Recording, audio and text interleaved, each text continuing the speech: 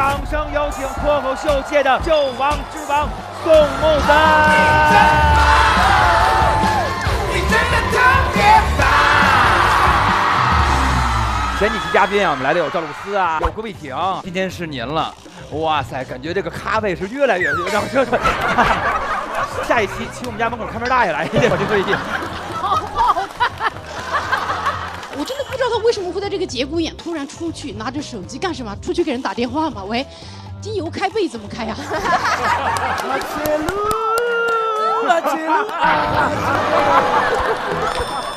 聚会上来的都是谁？我一个长了喉结的女的，另一个长得像 Mini Cooper 的男的，对吧？青春痘就跟坐地铁一样。我说啥意思？我一点进去，他说不要挤。我坐在救护车里，我哥们儿半死不活躺我前边，我们俩中间摆了好多水果呢。我说算了，我们老家那边贡品不让吃。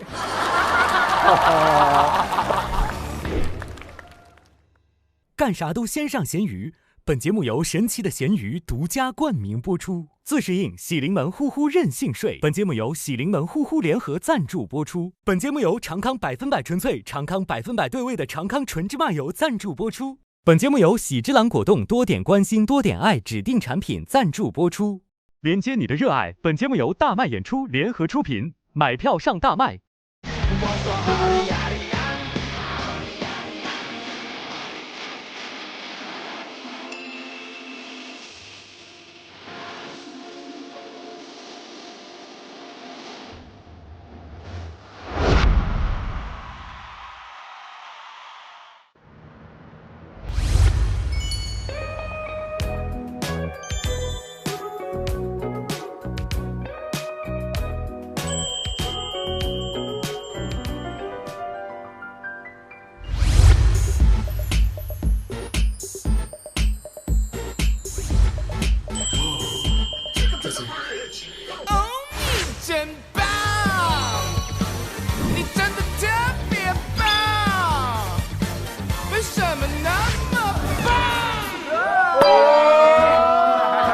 老 baby，Hello， 老 baby 们。哎呀，为什么一看见你就想扭呢？我不知道为什么，就一看见他就想来。走着吗？我腰不掉键盘要这么的活泼吗？喂，怎么样，宋木子？脱口秀就是好笑的话就不用露宿了，是吧？哎，对，还有奖励呢。所以其实你搞定观众就可以，咱好不好笑其实没关系。我建议啊，宋木子给那个我们所有的这些新人选手一些自个儿特长的一些展示。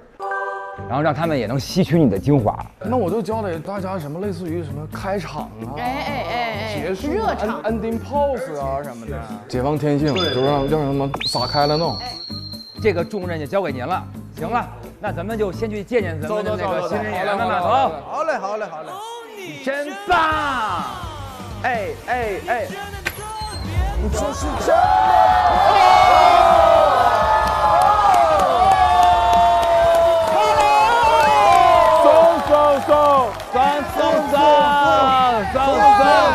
耶，老 baby， 大家好，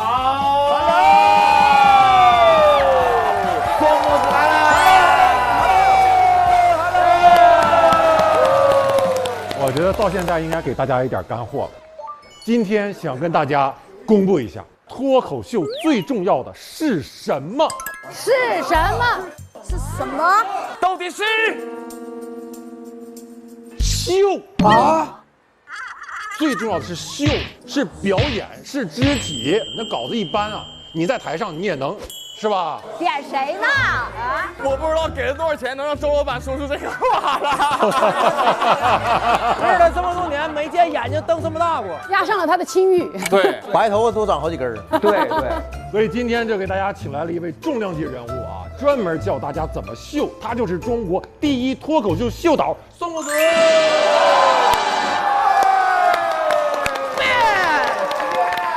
哦，今天主要是秀，脱不脱口无所谓了。哇，来，宋木子怎么着？给大家展示一段啊，怎么秀啊？哎，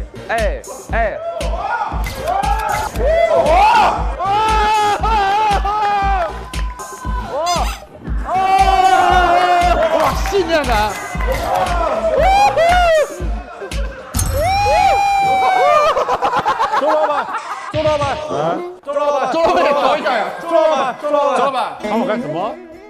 你上来调一下呗。调一下呗，调一下吧。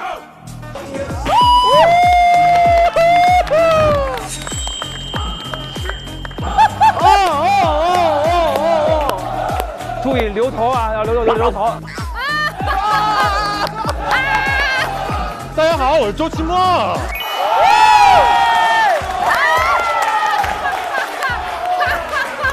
哇，就是这样的，谢谢大家，我是周奇墨。改造翟佳宁的时候到了。咋了？调一调表演。来调整你。导演说你问题比较大，现在就是。哎，你要掏枪。你要干嘛？你要打宋木子啊？就是威胁老师是。我咋的了？上场走路的这个姿势问题比较大。干巴。那应该怎么走呢？宋老师，我觉得柔和一点，柔和一点。哎，柔和好，柔和。比如说，台上就是这种比较害羞的那种。我是翟佳宁。你看翟佳宁表情。一定要这样吗？一定要不是？可以动手吗，咱？来，老师。翟佳宁。有请我们的 sexy man。翟佳宁！哇哦！哇哦 ，sexy man！ 大家好。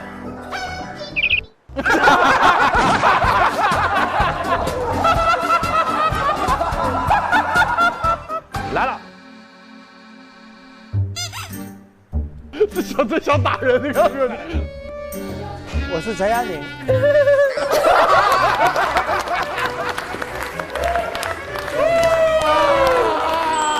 成了！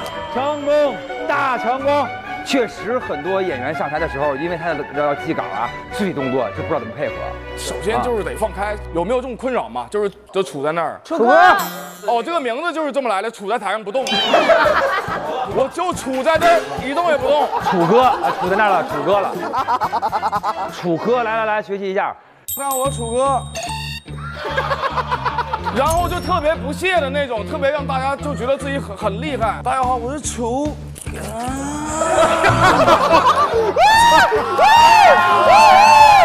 大家好，我是楚。楚哥，你考虑你姑娘。你是个父亲，想想以后他会刷到这一段。放大那个情绪，你感受一下，真的特别开心，然后我特别喜出望外，你就是。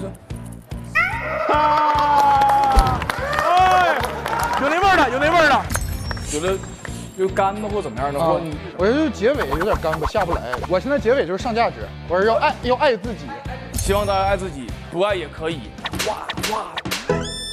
神经病啊！为什么要打自己？不爱也可以，什么东西？什么老师这事儿？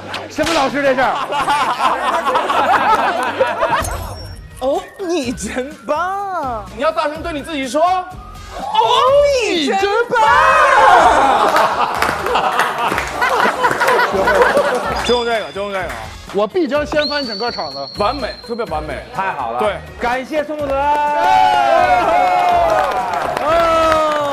本期要上场的演员有哪一些呢？宋木子，给我你的答案 ，yes。屋顶，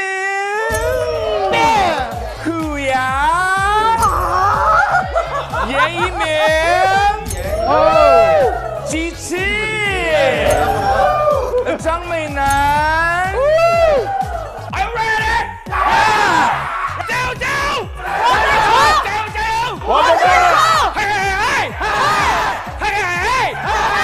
大家谁最笨？我最笨。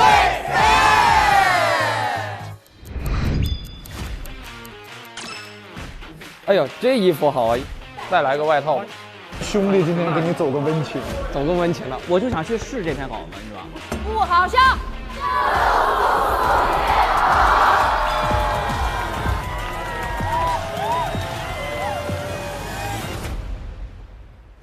让我们有请最犀利的主理人翟佳宁。谢谢。有请最暖心的主理人小鹿。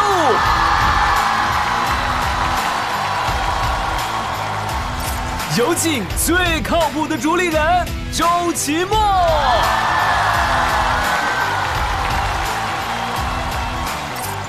有请最热闹的主理人大张伟。来，打个圈，Hello，你好。欢迎来到我们零压力的不好笑就露宿街头。对，各位请看啊，这儿还有一个空座位。今天是我们这个捧场大嘉宾，他本人跟我们说呀，说这全球的舞台秀只分2个人，一个人叫做王嘉尔，另外一个人就是他。你们猜他是谁呀？Hello， 掌声有请脱口秀界的秀王之王宋木子。老贝爷们，你们有大貔貅吗？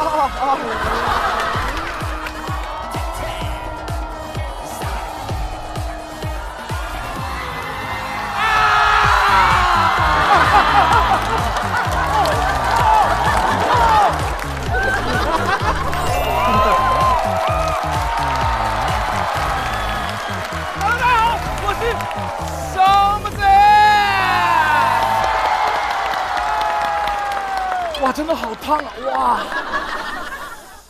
第一次用这种方式出场，很慌张啊。给大家介绍一下我的职业，从刚才那一趴不能看出，我是一个业余的钢管舞者。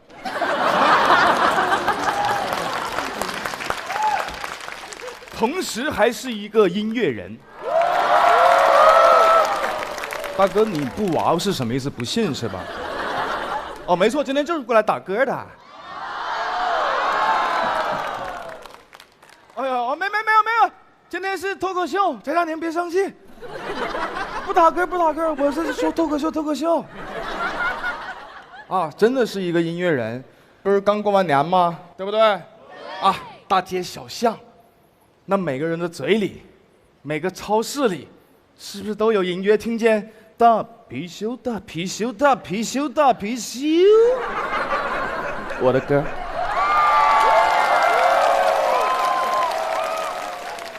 就这么说吧，放恭喜发财的超市我都不进去。在过年这个时候，我和刘德华老师是竞品。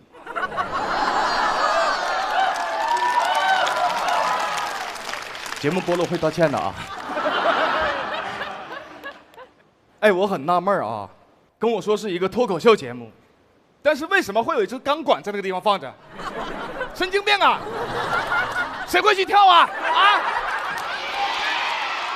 被你们猜中了。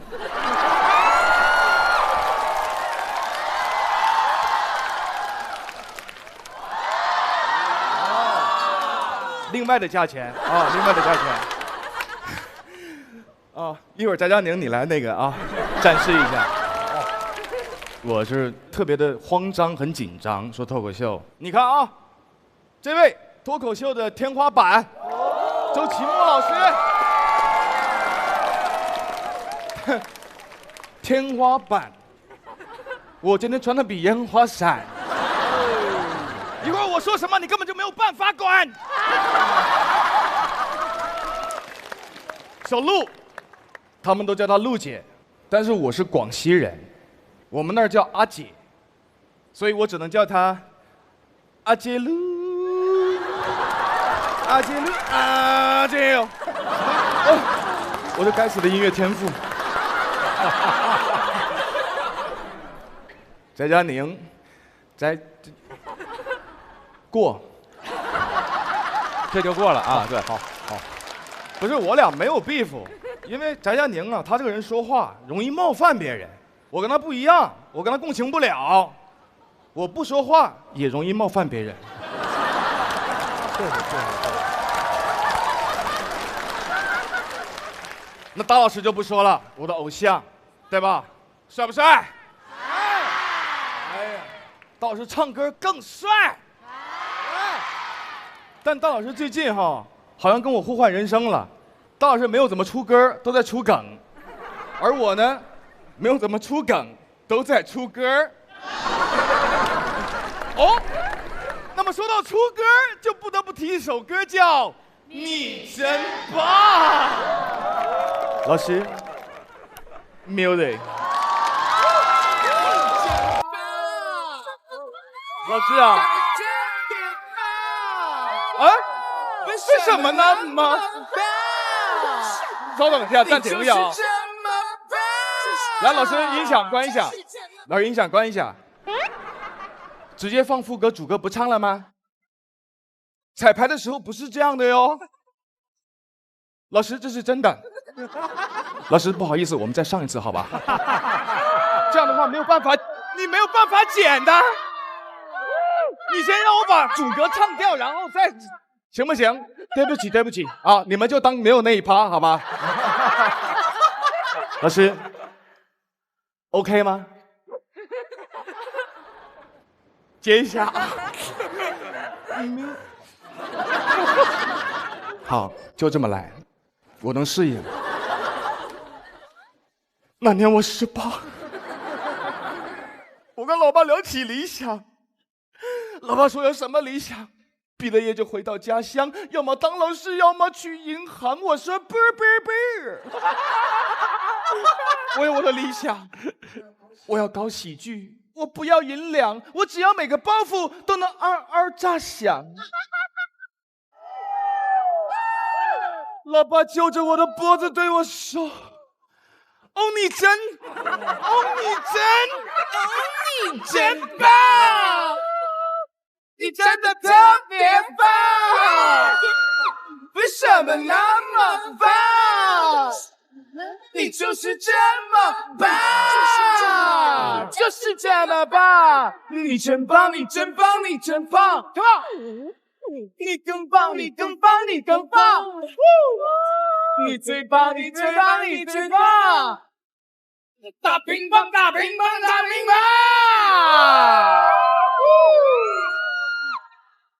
如果你最棒，那就跟我一起唱。哦，你真棒！你真的特别棒！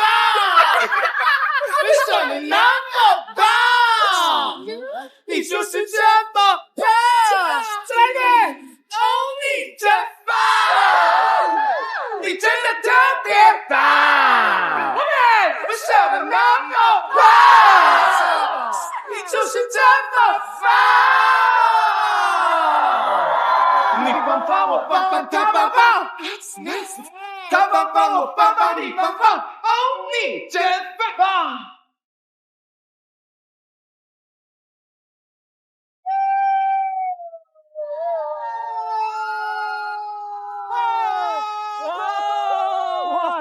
我没有想到这首歌是送给 Kibo 老师的，辛苦了，老师。谢谢大家，我是松木子。谢谢来吧，松木子，你真棒！干嘛去啊？来这儿，松木子。哦，还有。我大概会知道今天会搞成什么样子，所以我提前准备了露宿街头的装备。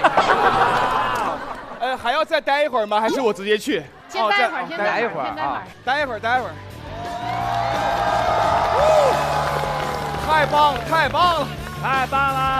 松木子，掌声欢迎！渡得了吗？这么油渡得了吗？哎呀，没事，别滑下去啊！哇塞！大家会平时嫌别人这油腻那油腻，到这儿的时候就是喜爱，对不对？就是纯喜爱，就怕我太干净了。真的是，我跟你说，全世界如果都嫌你油腻的话，你要记住，这儿还有几个人也嫌你油腻。哎，宋木子，今天那个杆儿，你知道是怎么设计的吗？我不知道啊，我真的那个是给周老板设计的。哎，那个节目第一回在那个杆上跳舞的人是周老板，音乐起，周老板来一段。怎么会突然有我的这一趴？正好我没看见。来一个！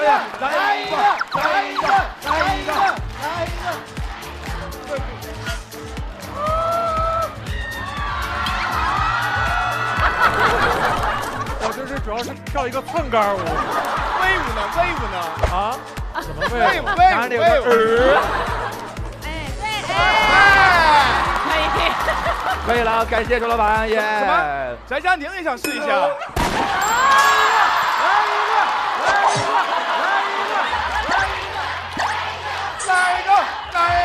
来2个，来3个，来4个，来5个。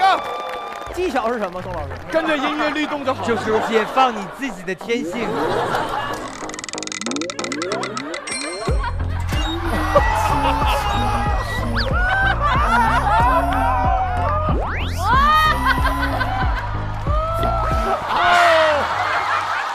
什么意思？想爬上去是吧？对。很有上进心的人。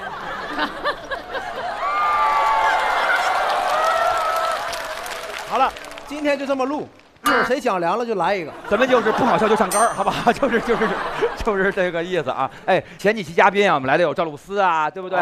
有郭碧婷，今天是您了。哇塞，感觉这个咖位是越来越让这。在下一期请我们家门口看门大爷来，我觉得也不是不可。好冒犯。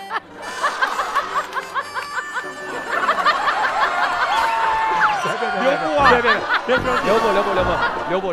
我给你看着，留步！待会儿再说。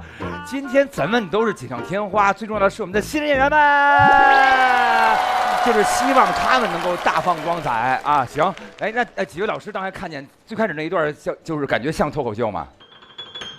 我觉得照脱口秀相比还是差点东西。差点东西吗？尊严，对不对？差点那种价值。所以其实我最后表演结束以后，应该怎么下来怎么上去。哎，上价值。上价值这件事儿，各位可不知道，宋木子老师可会了。只要音乐一响，宋木子老师立刻开始给您上世上最厉害的价值。走您！亲爱的观众朋友们，大家晚上好！新的一年，我祝大家马到成功，越来越成功。停！是上价值，不是上春晚。你有病吧？你祝福马到成功啊！你马上就难忘今宵了。不是，因为就穿着这一套衣服，感觉到一些血脉在觉醒。还没有离开春晚，他这个意思。从大年30穿到现在没换过。我说怎么那么馊呢？但是今天你当时确实说了，怕那个我们翟佳宁啊嘴特别狠，对，会说你点什么。现在是面对面的，翟老师看了刚才那段脱口秀，你要骂他什么？说出来，帮大家回忆宋老师讲啥了，就挨个人名提一遍，然后没有笑点就开始跳舞了嘛。一段非常失败的吐槽大会读稿。哇，翟佳宁！哎，现在不是你刚才跳钢管舞那时候了哈。你要是不让我跳钢管舞，我就不这么说了。以后俩人不处了。哎，处。一会儿就钢管上见吧。钢管上能传俩人啊！好希望以后你能碰见你们俩坐地铁，倍儿省劲儿，上边一个，底下一个，我俩不能同时乘坐有钢管的交通工具。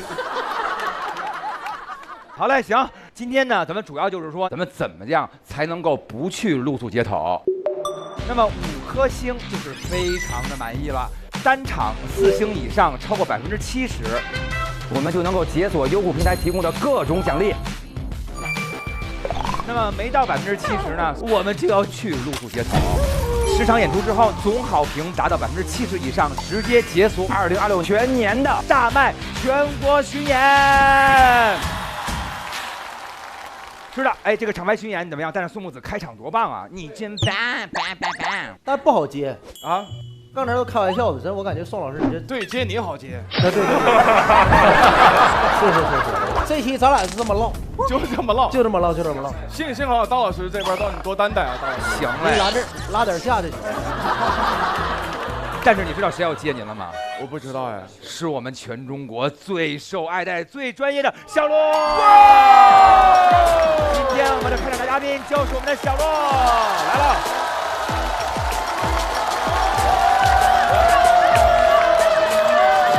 嘿，大家好，我是小洛。哎，谢谢。哎呦，我前段时间呢去学了滑雪，哎，差点摔死，但是别紧张，还没死，很明显对吧？那也算是半死。啊，全身都是伤啊。为了缓解一下我滑雪的疼痛呢，我就去了一个按摩店找人按摩。我是这么走进去的，因为真的太疼了。我走进去之后呢，我一看那个店就觉得特别的冷清，但我实在是懒得再走出去了啊，因为我但凡要走出去呢，我又得。所以啊，我就在那观察了一下，发现有一个大姐啊，她在那打扫。我就想说，哎，我去找这个大姐打听一下这个店按摩的水平怎么样。我就过去问那个大姐，我说，哎，你们这个店的技师水平怎么样？然后那个大姐说，你放心，我们这个店专治这种滑雪疼痛，在整个滑雪场附近那都是数一数二的，你按一次就知道了。哇，我一听这么朴实的大姐说出这样的狂话，那肯定很不错，对吧？我就进去躺下了啊。过一会儿呢，按摩的技师进来了，就是这个大姐。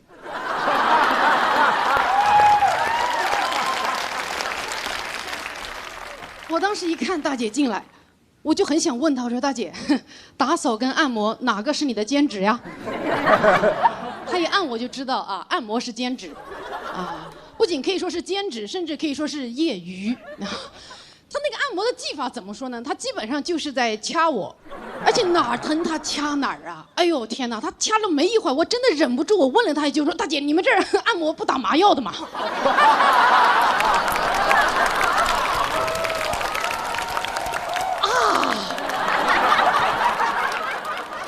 实在是太疼了，但是呢，我为了缓解我滑雪的疼痛，我就想咬着牙承受这个按摩的疼痛。但这个疼痛啊一直在升级，到后来有一瞬间，我疼到整个人弹起来，我一把抓住了大姐的手。我抓住她那一瞬间，我俩四目相视，我也很尴尬。我就哎，不好意思，大姐，不好意思，不好意思。大姐特别爽朗的说，哈哈哈，这有啥？以前还有人把我踢倒过呢。我说，哎呦，你还怪坚强的嘞，在哪儿被踢倒就在哪儿站起来啊。然后呢，大姐继续给我按了5分钟，最后我实在是忍不了了，说大姐，咱们要不不按了，我们换成那个精油开背吧，反正是一样的价格，我换一个项目。她说哦也可以。然后呢，大姐就在我的背上抹了一些精油，然后她就出去了，就把我就这么晾在那个案板上，我一个后背的精油，她连毛巾都没有给我盖一块。我就这么躺着呢，我就像一块腌制中的牛肉一样，我就这么静静的躺在那，腌了5分钟左右啊，那个大姐才回来。我真的不知道她为什么会在这个节骨眼突然出去，拿着手机干什么？出去给人打电话吗？喂，精油开背怎么开呀？要用刀吗？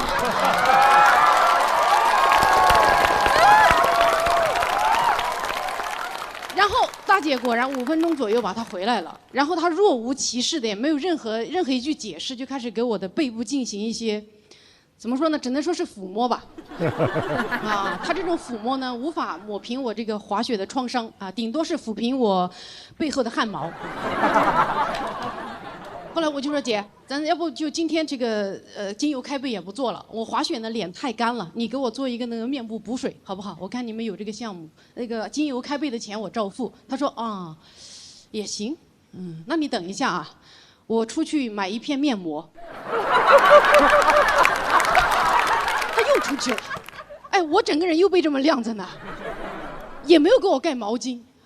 哎，我整个人真的又这么静静在那支了5分钟。我后来自己默默的把自己翻过来，然后把那个毛巾给自己盖上之后，我在那躺着，越想越委屈。我心想，天哪！我上一次受到这样的委屈，还是以前在我们小镇上有一个叫酸奶水果捞的小店。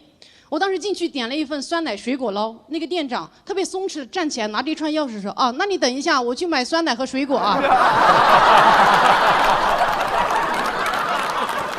老板跟这个大姐一样，都是满脸一副那种，哎呦，想必你也不会在意吧？哎，你说你连基本的原材料都没有，我真的很难相信你的专业度，对吧？你想想，如果今天咱们脱口秀演员啊一上场就跟你们说，哎呦，不好意思，也没有段子，要不这样，你们等会儿我去网上抄2个。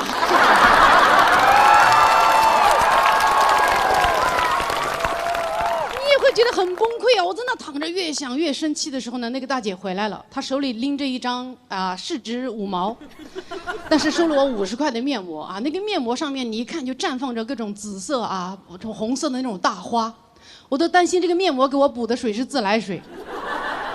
她给我在我的脸上敷上之后呢，终于啊，这个大姐体现出一点这种按摩师的专业度，就是热情他在我旁边坐着，一边玩手机一边开始问我说：“哎呦，小姑娘，你这个碰哪儿你都疼，你这身体问题挺大呀！哎呀，你这个颈椎是不是经常低头看手机？哎呦，你这个腰椎，哎呦这么硬，是不是长时间坐着看电脑也不动？哎呦，你这个手脚这么冰凉，是不是内分泌失调？你说你告诉我身上这些毛病有什么用？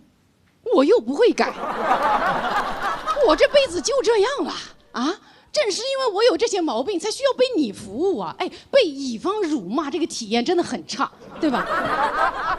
而且好像只有按摩师有挑剔顾客的特权，你从来不可能，你去餐厅吃饭的时候，服务员把那个菜给你端上了之后，杵在你旁边跟你说：“哎呦，不会自己做饭呀？”哎呦，20-30岁的人啦。饭都不会给自己做，哎呦，我要是你，我还不如死了呢！哎呦，这个小垃圾，对吧？不可能啊！而且我真的感觉我每次去按摩都会被嫌弃，所以我真的很疑惑，有人被按摩师夸奖过吗？啊，就是那个按摩师一把手放到你身上就开始说：“哎呦。”你这个肩颈好软呀，好软呀，一个结节都没有。哎呦喂，哎呦，这个腰也是很柔软，这个腰一摸我就知道你这个人的命不硬啊。哎呦喂，你看看，你瞧瞧，哎呦，你看这个太阳穴也不胀，哎呦，手脚也很暖和。天哪，你一定早睡早起，不玩手机电脑，经常喝热水吧。瞧瞧你小姑娘，这个钱真的是白花了呀。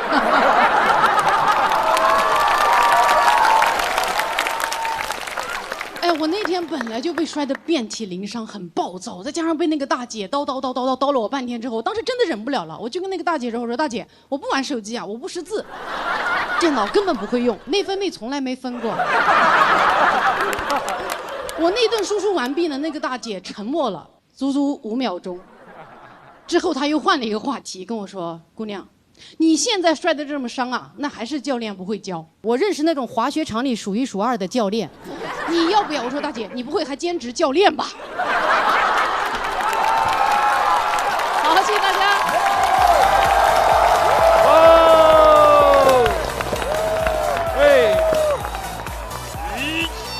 来实践，你先来，对了耶！这段脱口秀值得我们集体欢呼啊！小鹿，小鹿，小鹿，小鹿，小鹿，小鹿，小鹿。马切路，哇，天路一样的路啊！哇，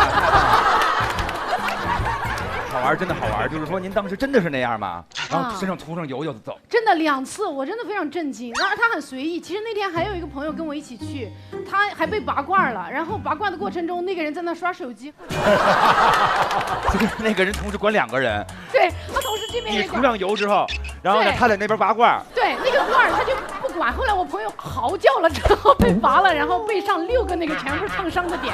哇塞，那不就幸亏是这样。他老人要问说要不要加点油，然后说你好，说好啊，木子出来，你真棒！哎呀，我应该开按摩店省油。是，哎，省油。哎，那个各位有没有就是说曾经也是碰见过这种服务员跟你这儿较劲啊，或者是冒犯的？我是在那个什么，反正就是被服务员认错过好几次啊。对，认成谁啊？撞脸啊！你还跟人撞脸？我其实有一次是把我认成了新仔，占星。刘波儿，他还留胡子的时候哦，对，被认他。还有一次是认成了贾冰老师，啊，贾冰老师啊，我这么瘦吗？因为贾老师也是那嘴上拔了火罐的，也是这样嘛。哎，这些你都会感到冒犯呀？不，这个还好，认错人嘛。有一次服务员说：“哎，我觉得你长得好像那个 Mini Cooper 啊。”我第一次见形容一个人长得像一辆车。哎，但是 Mini Cooper 很正常，因为 Mini Cooper 也烧油嘛。行嘞，今天咱们前面这些演出呢，都是为了迎接我们的新人演员们。那么第一位要上场的这位新人演员，他来了，他是我们的幽默神君。兄弟，客气，加油，兄弟。其实我这前面的稿子我就那样了，能力暂时没有办法快速提升了，但是你要有极强的信念感。真棒！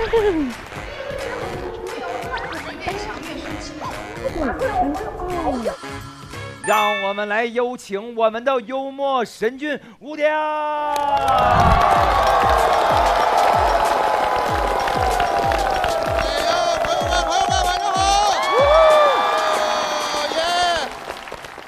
我是吴鼎 ，bang。说实话，我小时候家里人对我期望很高，因为我爸读书的时候成绩非常好，所以他对我要求特别高，他要求我考试必须进前10。我的爸爸很严厉，考不好他就揍我。我的爸爸也很辛苦，我一直考不好。我初中毕业的时候，我爸已经是当地知名拳击手了。进前10真的挺难的，你别说前10了，我活到现在，我拿过最好的名次是25名。脱口秀和他的朋友们第2季第1轮。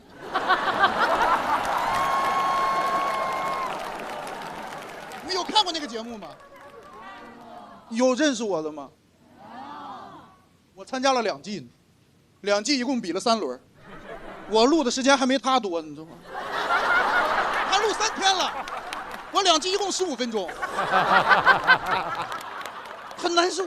考试，关键是考不好要挨揍，我爸还要捶我。其实我不太害怕挨揍，你知道最恐怖的不是挨揍，最恐怖的是你知道挨揍，但不知道什么时候。因为我爸不会立刻动手，他会先沉默一会儿，随机出手，突然袭击，你知道吗？偷袭。但是那段沉默就很可怕，因为场子太冷了。啊！哎，干啥呀？我这个人受不了冷暴力，暴力就得热热的，打在身上暖暖的。真的，每次我爸那个巴掌落在我屁股上的时候，我反而有一种踏实感，就是尘埃落定了。我爸每次一边揍我还一边说我，真的很烦。他说你就是没好好学，你知道你最大的毛病就是眼高手低。我其实挺生气的，我说眼高手低算什么缺点？我不理解，人不都是眼高手低吗？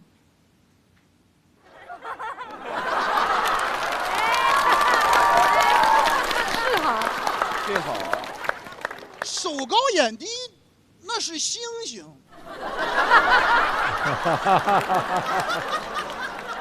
真不理解，很难受。说那一次考不好还是不好好学，次次考不好还不好好学，我纯想挨打，我就贱，我外练筋骨皮，故意不学习。其实能理解，家长对孩子有期待是正常的，但是你如果有过分期待，就有点愚蠢。《西游记》里有一个妖怪叫九头虫，不知道你们有没有印象？就是他有一次派他手下的小妖怪奔波而霸去把孙悟空干掉。你就期待有点太高了，你让一个鲶鱼精去干掉孙悟空，相当于让我去挑战付航，反正都是被猴子打死嘛。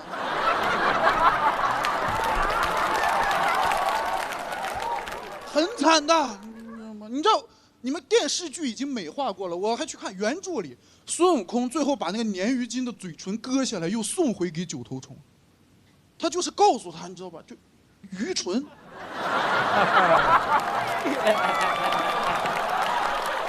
不要有太高的期待，但是说实话，我爸还是有优点的。我爸有一点，我爸有人性，有点人性，他通人性，挺不错的父亲。他打完我，他愧疚，他会想马上补偿我。关键问题是他这个情绪衔接的太快了，我跟不上。他有时候刚前脚揍完我，后脚又回来了，他表情都没变过来。他看着我，他说：“走，去公园。”我说什么意思？没考好要活埋我。他为了让我放松一下，他会挤出一个笑容。他说：“好害怕。”不是最喜欢去公园吗？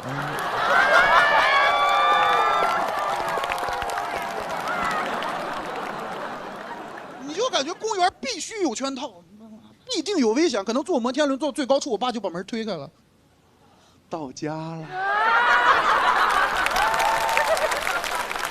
而且你去了公园，你也玩不踏实，因为跟他玩不到一块儿去。就是我爸太上进了，他会一边玩一边给你出题。就你玩碰碰车，他问你碰撞为什么会反弹；你坐过山车，他问你人为什么不会甩出去；你划个天鹅船，他说我国航母为什么发展那么快。我说你为什么这么烦人？你玩一会儿他出一道题，玩一会儿他出一道题，生怕你高兴。我爸是个防尘迷，他就会在你玩的最高兴的时候突然弹出来说：“来，把爸爸的头挪到正确的位置。”你提心吊胆玩了3个项目，做了6套卷子，就这一套下来，我爸觉得补偿到位了，他开始强行征求我的原谅，态度极其恶劣，就干拔。突然回头说：“打你是为了你好，知不知道？不能记仇吧？”我说：“不能。那你爱不爱爸？”我说：“爱。”他老跟小孩玩强制爱。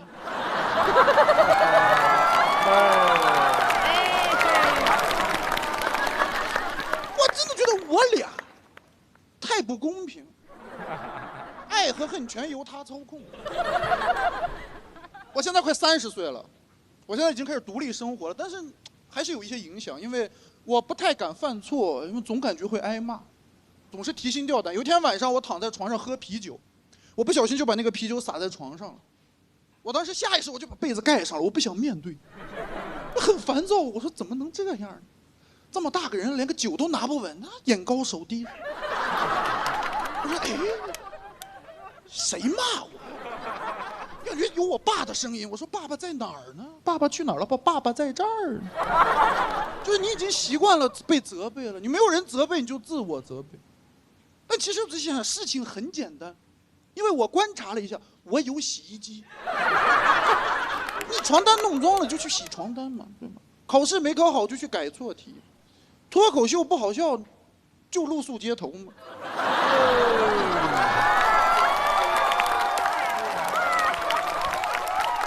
我最近意识到这个自我责备的问题，我要减少情绪的消耗。我最近有一个妙招，就是以后你每次要自我责备的时候，你就对自己说：“你真棒，特别棒，为什么这么棒？这么棒！”好，谢谢大家，我是吴鼎元，谢谢。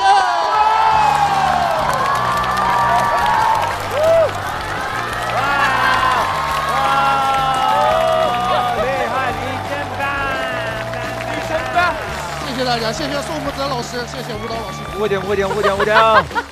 音综，我们是个音综。对，查无音综。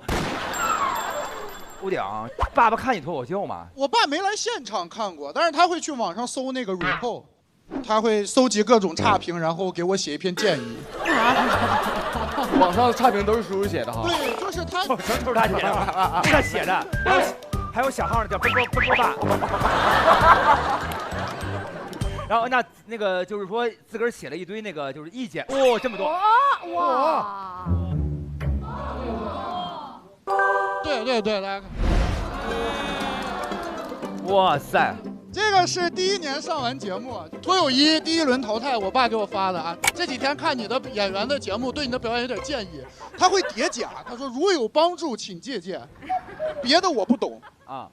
那不懂还说，对，我就是感觉你的演出开头和结尾不够精彩，抓不住人啊。我觉得今天解决了已经啊，今天解决了。对，他还会提很多意见，他看网上搜了很多，他说我最近看网上的评价说黑灯脏话比较多，你可不能学。别人的也要借鉴。对，就是不要借鉴。哎，您父亲不会说，我最近看了宋木子的表演，发现他表演有点油，你千万不要跟他学习。但是已经有了呀。其实宋木子老师离近了看挺清秀的，是吗？哇塞，得离多近呢？就是往这个只看耳朵眼儿。你有点油了，我。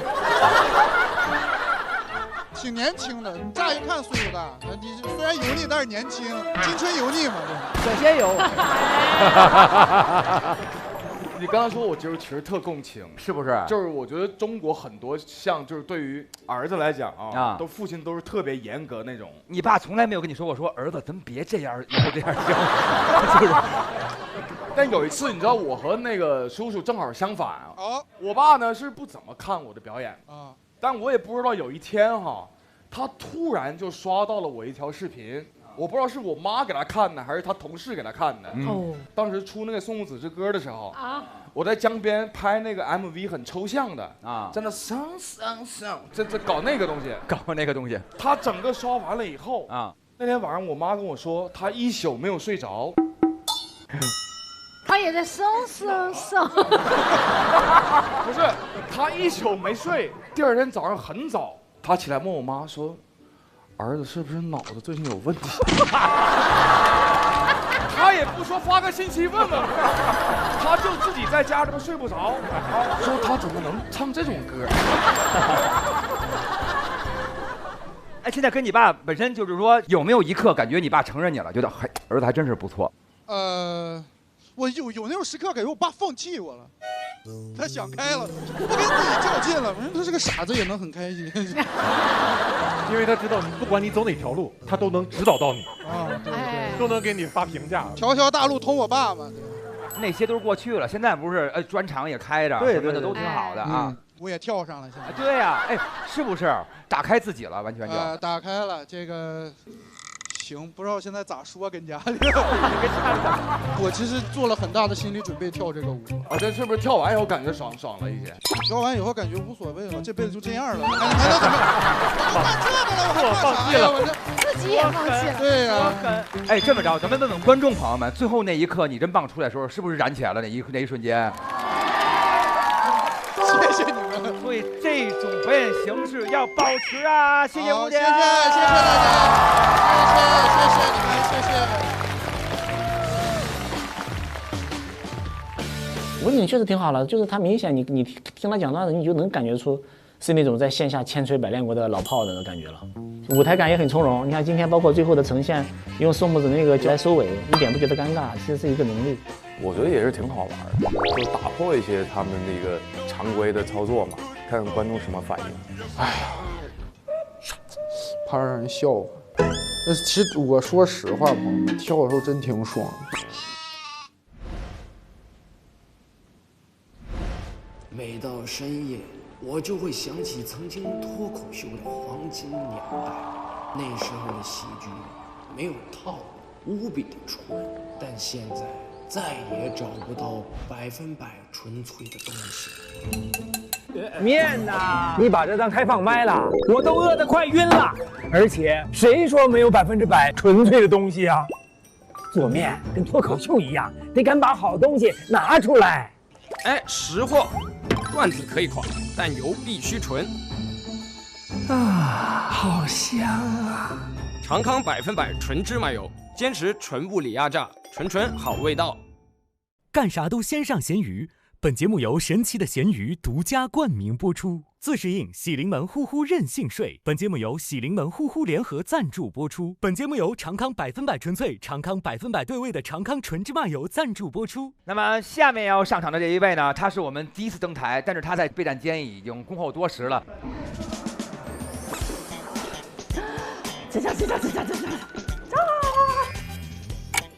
我一直以为没我呢，我就觉得有一种就是。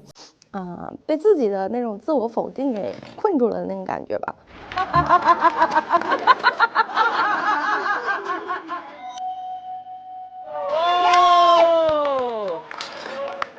你觉得会有你吗？大概率没有。他上2次，我1次都没有。很脆弱，我觉得年纪大了就会逢低流眼泪。有点技不如人的感觉。哎呀，没有啊！但我都在想，要不然就算了。然后后面发现啊，原来有我呀！那我难过那么久，为啥呀？借小鹿姐的喜剧之力，好运好运，接喜剧之神降临吧！有请我们的虎牙。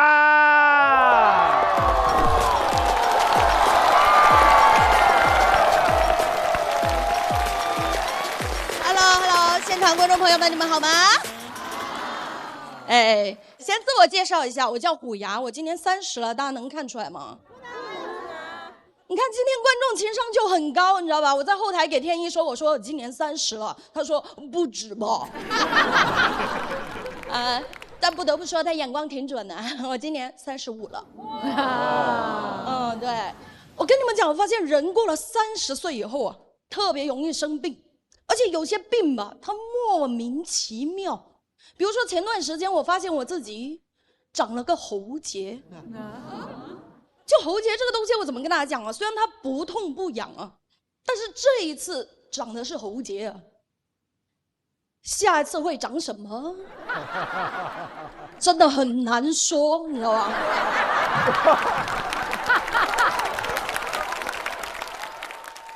因为喉结这个东西，它对我来说太陌生了，我完全不知道它有什么用。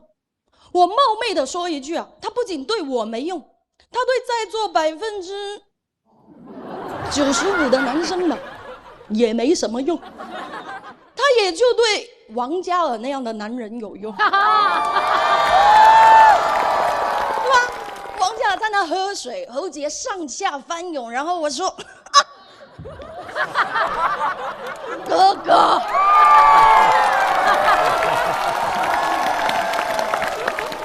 他长在一般的男生身上真的没什么用，长在我身上就更加没用了。然后我就上网，我查了一下女生为什么会长喉结。给的理由也很扯淡，第一个说的是过分消瘦，很明显不是了，对吧？第二个说是青春期的时候激素分泌异常，实不相瞒呢，我离更年期更近一点。第三个就更扯淡了，他说遗传，他说如果你父母双方里面有一个人喉结特别明显的话，就有可能被遗传到。我认真问一下在座各位啊，有没有谁父母双方都没有喉结的啊？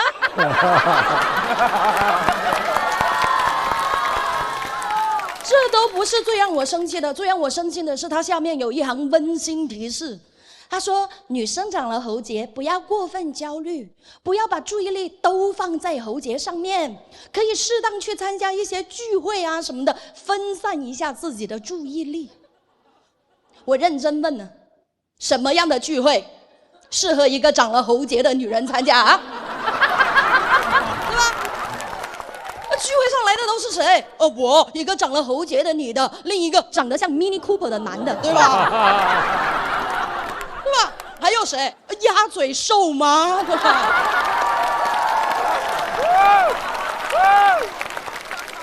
我真的不知道该怎么办，然后我就找了我的闺蜜，我就跟她讲，我说我好像长了个喉结啊。她说怎么可能啊？我说不信你摸一下啊。然后她摸了半天，问我说：“哎，为什么你喉结不会动啊？”我说：“哎，对呀，为什么我喉结不会动啊？我是长了个死结吗？我对吧？”然后他就跟我讲，他说：“哎呀，你这个估计不是喉结，可能是个良性肿瘤啊。”我说：“真的假的？”他说：“也不一定，也有可能是恶性的。”让我去大医院检查检查，然后我就去了。去了之后，医生就跟我讲说，我这个大概率是甲状腺恶性肿瘤。我说：“哎，吓死我了，我还以为是喉结呢。”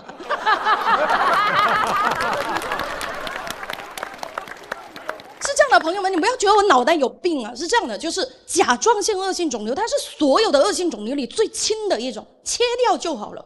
而且最重要的是，我刚刚给自己买了一份保险。买之前我仔细看了它的条款，只要确诊为恶性肿瘤，就能得到将近100万的赔偿。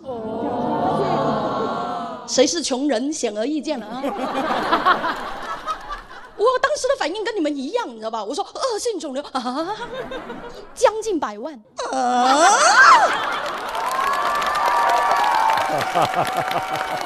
我想赌一把，你知道吧？真的，我都想问问医生，我说医生，你看我这个肿的这个脚踝这里有没有可能也是甲状腺癌啊？真的，我都疯了，你知道吧？但是啊，有个很尴尬的问题，就是这个保险它是有个观察期的。他必须要过了90天才生效，我病早了，然后我就跑回去问医生，我说医生是这样的啊，我的保险还没生效，根据你的经验，我能不能再过2个月再说？我想要这个100万。然后医生跟看傻子一样看着我，他说如果你非要再等2个月，我建议你再买一个身故险。咱们风险对冲一下。我说哎，有道理。他说你还当真了是吧？你赶紧住院动手术，不然转移就麻烦了。那没办法，我命里就是没这笔钱嘛，我就只能去住院动手术。当时我姑姑还特地来照顾我。我做完手术，从手术室推出来，麻药还没完全退，我躺在那已经可以听到身边的人讲话了。我就听到那个护士在跟我姑姑讲，她说病人麻药没退啊，你不要给他喂水啊。我姑姑说你放心啦，这是我亲侄女啊，我一定会好好照顾她的。我当时在想，我姑姑真的好爱我。过了一会儿，护士出去，我就听到我姑姑在我病床前自言自语，她说人怎么可以不喝水呀？懂不懂啊？那个护士手术前就没喝了，你渴不渴？渴不渴？啊，不说话就是渴，是不是？我当时麻药没退，动不了，也说不了话，我躺在那就在想，完了，我身故险受益人不会写了我姑姑吧？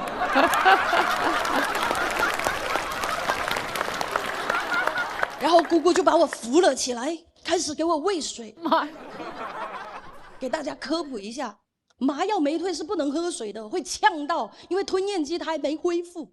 然后护士听到我咳嗽，就赶紧冲进来。他看到我姑姑一脸慌张，一手扶着我，一手还拿着凶器。护士说：“拿，这是你们家属自己弄的啊！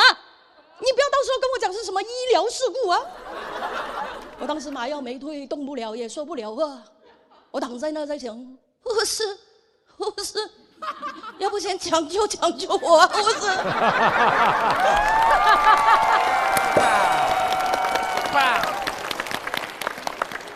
后来在我姑姑精心照顾下，原本3天能出院的我，大概住了半个月的样子。说实话，恢复的也还可以，唯一的变化就是比手术前稍微胖了一点。你们觉得我胖吗？哇！你看说不胖都是女生，你看那个男的，他心里在想，你心里没点数吗你？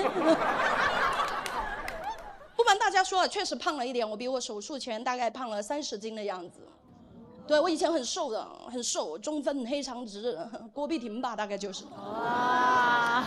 对，胖了以后，那些男脱口秀演员都叫我欢哥，每次都在我面前唱什么从头再来。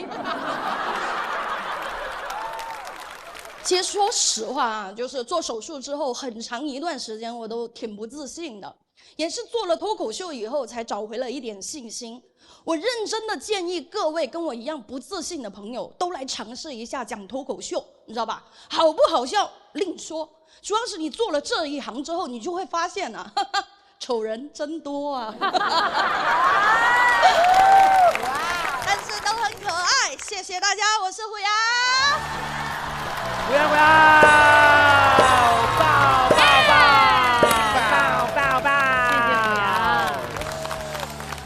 哎，怎么着，宋木子儿？然后看了虎牙这个演出，感觉怎么样？口音亲切不？好亲切呀！哎，虎牙，你是什么口音？是广州那边还是广西的？哦，我是广东人，然后我的母语是客家话。对，你在后台跟我们聊天不是这个口音，然后。对，我小时候的梦想是成为一个主持人。我考了3次播音证都没考过，太好了，太棒了，太好了，应该的，显而易见啊，显而易见嘛。但我觉得有特点，对啊，我觉得特别好。对，不管怎么着，反正我觉得这是第一次演出，什么心情？看着大家都在演，一直没上台，好难受。我说是不是啊？你看着一个个就是不如你的人都上台演了。哎呀！开玩笑，错了，就是会很着急，因为观众都特别好，就很想上这样的舞台来演一演。观众朋友们看不见你着急啊，每天在家里头哇。虎牙这段段子其实是他在经历甲状腺癌之后的一个这种变化，这个确实你挺多很想跟观众分享。对，因为就是我当时生病之前啊，在很认真的工作，那一年也忘了去体检什么的。我说实话，听到癌这个字，我真的是本能的眼泪就出来了。我说医生为什么？我说我又不抽烟，又不喝酒，我也没有什么坏的生活习惯。他说很常见啦，就是他可能就是跟激素水平啊、压力啊、情绪啊。而且大部分女生都会比较内耗嘛，千万不要内耗，朋友们，你知道吧？千万不要内耗。对，哎，这一点真的就是特别可贵，因为我们下午跟各位这个新人朋友们去宋子上大师课的时候，大家都不好意思学桑，就是那种对。当时觉得怎么克服这一关呢？怎么后来变成你的特色了？就只要是你认定了，你上台就不要 care 大家的想法。是，而且其实我觉得宋子每次上台，他这些表演，他其实都是带着极大的善意的，虽然也带着恶心，但是对也不一定是吧？那个是副作用，善意的副作用。大家对我的善意比较大，现在对，观众是带着善意看的，这确实是。好嘞，谢谢您，希望您永远健康，继续发光。特别好，你我大儿子，你留着玩的。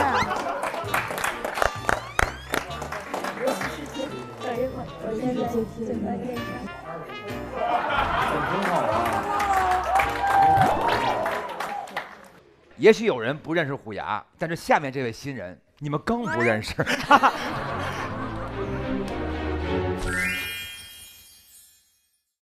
干啥都先上咸鱼。本节目由神奇的咸鱼独家冠名播出，自适应喜临门呼呼任性睡。本节目由喜临门呼呼联合赞助播出。也许有人不认识虎牙，但是下面这位新人，你们更不认识。下面这位新人演员，他叫做严一鸣，掌声有请。来，终于上了。哎，大家好，我叫严一鸣。接虎牙老师，虎牙老师非常棒。然后我想告诉虎牙老师，真的，你不要难过，不是所有男的都有喉结。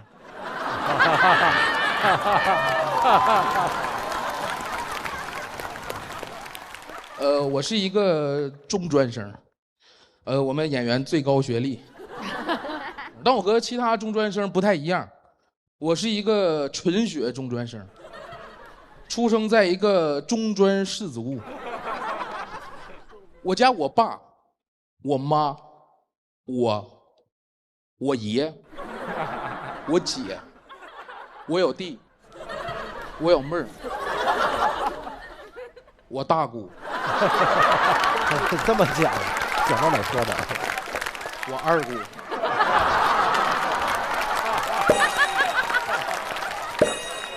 全是中专毕业，你知道，真的，你知道吗？就是有人问我，他说你家这么多人都是中专毕业吗？其实不是，我爷不是，我爷是小学毕业，但我跟他关系好，我抬了他一手。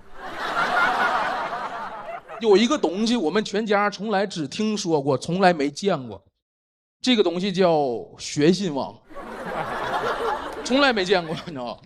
然后上中专的时候，别人问我，他说你上的3年制还是5年制的？我说我是世袭制。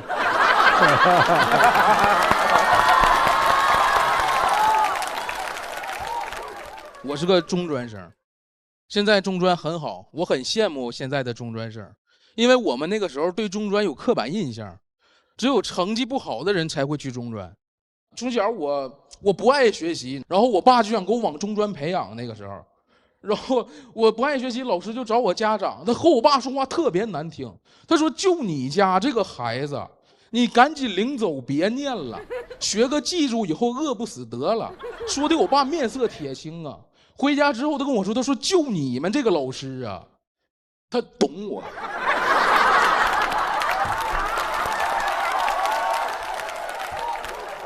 去了中专之后，当时我跟我上过的学校其实不太一样。当时有个别不好的老师，有一次上课我没听懂，我就问老师，我说老师你讲这个啥意思？老师都懵了。老师说，你是在听课是吗？我说那不然呢？你是不是没事做？今天你不能因为自己影响其他同学。当时那种感觉特别奇妙啊。有句话叫因为一条臭鱼腥了一锅汤，大家听过吗？还有一句话叫因为一颗老鼠屎坏了一锅粥，大家听过吗？我当时就感觉就这个班，他因为我这条臭鱼腥了一锅老鼠屎。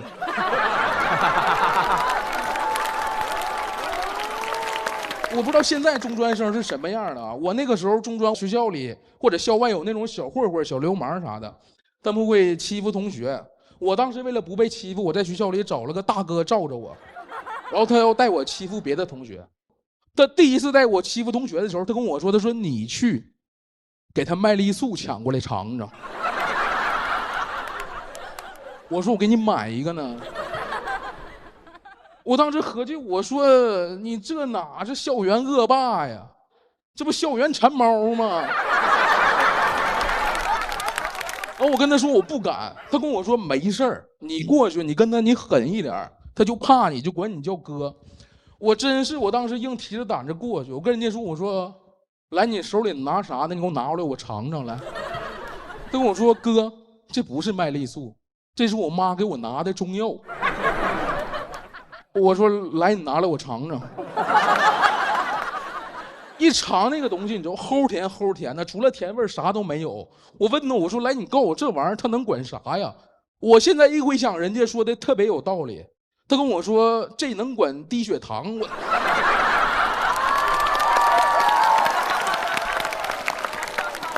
他每天带我混呐，真的一点别的不想，只想吃的。就我天天跟他在一起混，我思想都开始转变了。我刚开始跟他混的时候，我每天想的是我要把这个学校这帮小混混全都干翻。我后来每天想的都是走啊，吃点自助餐。有一次我去吃自助餐的时候，跟人家说，我说来，你手里拿啥？你给我拿过来来。他说不给能怎么的呢？你说你还抢个东西，你瞅你长得像草莓熊似的。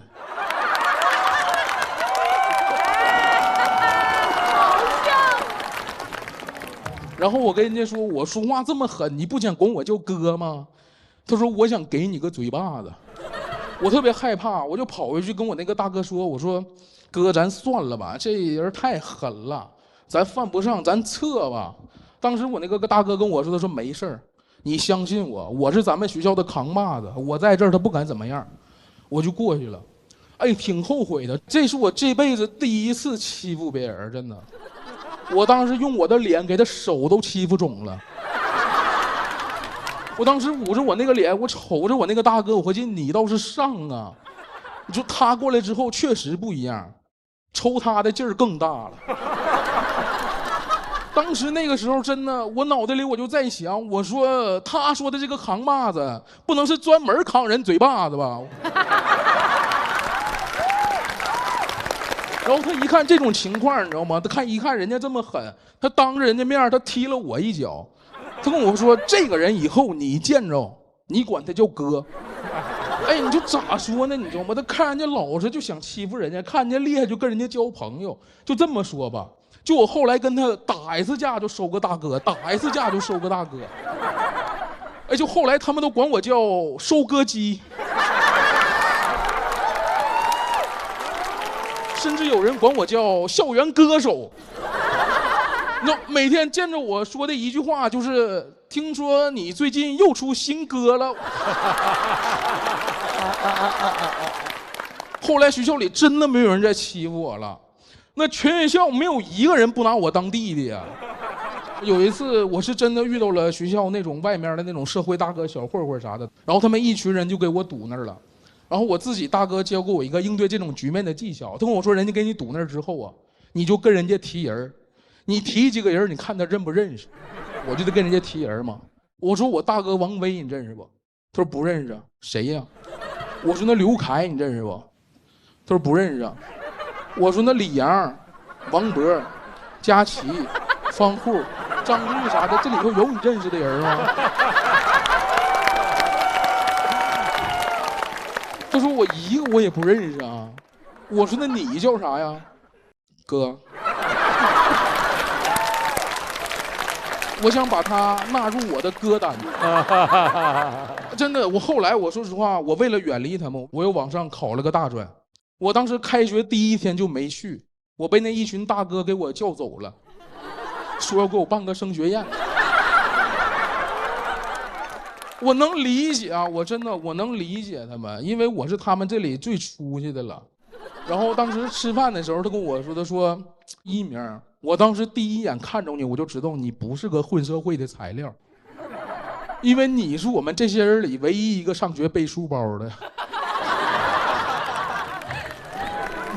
我当时看你背书包，我就知道你一定能上那个我们梦寐以求的大专。我当时挺感动的，这帮哥们儿真心为我好。他说除了这些，还有一个最重要的一点，他帮我复述了一下麦丽素那天的真实情况。那天其实并不是我刚才讲的那样。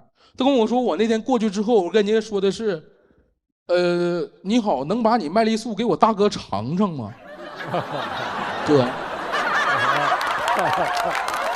讲到这儿，谢谢大家，我是严一鸣。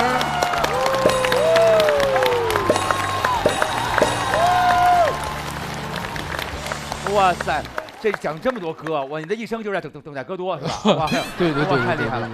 一鸣搞笑圈演员。哎，你认识我啊？我们见过，我们去路过山火的时候，你都在吗？有的时候。没在那回。没在啊你。不好意思，认错了。不是，我想在，因为当时去了北京大齐家干杯演出。哦。被那个热门俱乐部抢走了。对，我之前录节目还去过那个，就是那种职高啊。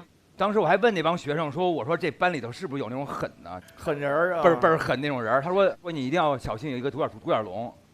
我说我这独眼龙得多厉害？我说我小心他干嘛？他说小心他撞着你。小，都挺幽默的，幽默一下，谢谢各位。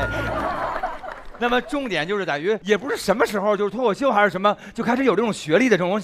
什么感觉谁低谁高这种，我觉得特别无聊哈。对。然后因为它来自于就是你说你生活中这些事儿，其实他去学很多技术这些能讲的东西更多。对。我们刚开始从业的时候，你感觉好像经常大家就会觉得本科硕士比较多，所以他没有人讲这种学历，基本都是博士，然后中专、大专的朋友，他们的素材特别多。所以我觉得这就是脱口秀我感到特别好的一点，就是他特别包容，就是他不论你的学历、出身背景，你只要这个人有趣，你足够真诚，你愿意跟大家分享，你就能来这个行业，你就能吃这口饭。太对了。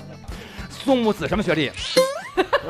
这么突然呢？对，宋木前面都是为了垫我这一样。没有，不是，我是正经985的。哎，一鸣真的特别好，而且你是第一次上台吧？对，是第一次上台。哎呦喂，非常棒，真的非常好，希望越来越棒，谢谢一鸣，谢谢大家，我是严一鸣。严一鸣这种怂蛋脱口秀真的也很好笑，就是一个人怎么可以感觉就是整个段子里都在跪着，就是整个段子里都在拜山头，我感觉非常的独特。严一鸣也是跟虎牙一样嘛，厚积薄发，他们两个都没上过台，心里其实都憋着一股劲儿，就是我今天一定要给大家证明一下，让你看看我没上台，其实不是我不行，而且像弹簧一样，其实你越压他，他弹得越高，对吧？哦，你真棒，你真的特别棒，为什么那么棒？你就是这么棒。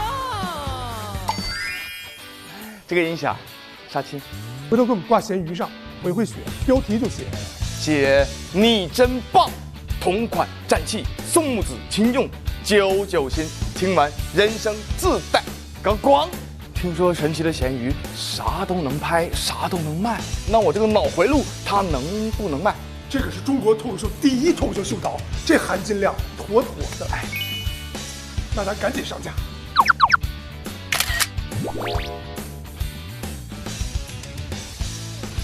秒拍吧！下面这一位带来了一些有趣的生活分享，有请鸡翅。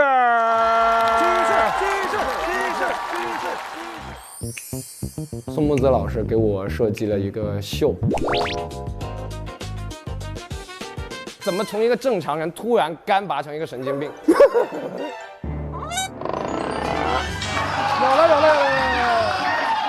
我觉得很好，也很满意。有请鸡翅。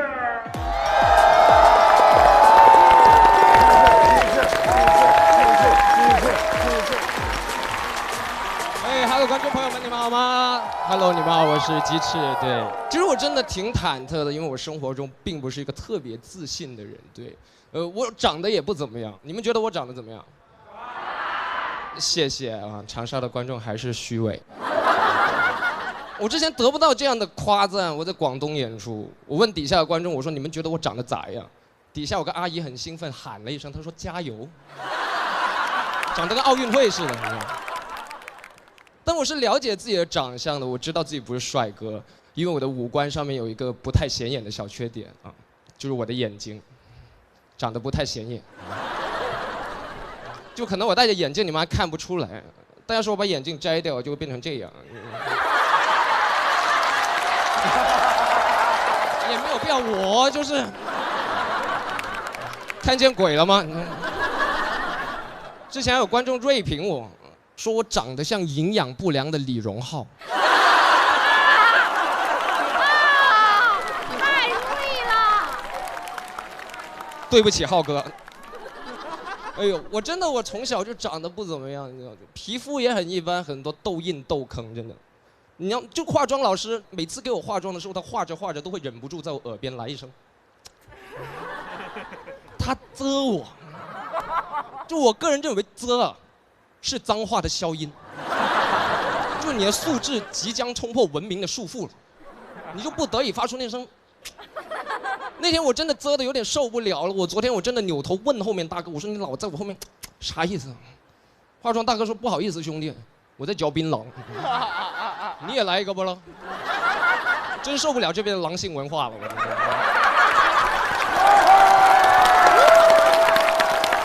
我们广东人只爱蟑螂，好吧？就开玩笑，真的。但我确实，我上中学的时候脸上长了很多痘，你知道。你上学的时候长痘，同学就会给你起那种难听的外号。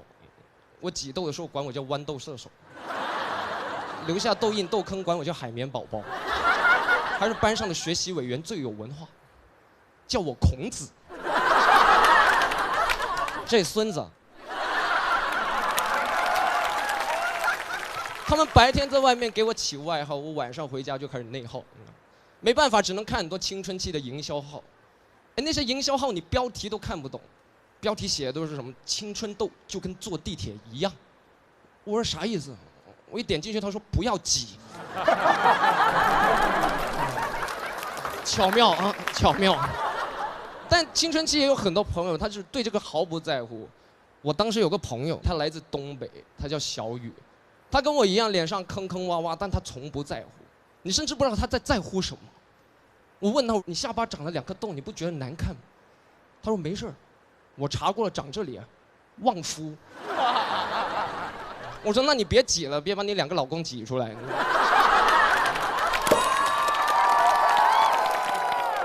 我当时青春期我也不懂，我老爱动手，你知道吗？就动完手脸上就会有很多工作留痕。怎么说呢？当时就脸上笑点特别密集，15秒一个笑点。我在我脸上建了个自媒体矩阵，就只要你快手，就会留下抖音，挤出来也是哔哩哔哩的，调到课本上马上就变成了小红书，你知道吗？离远一看可以说是忧伤的鸡翅，全平台同命，感谢您的关注。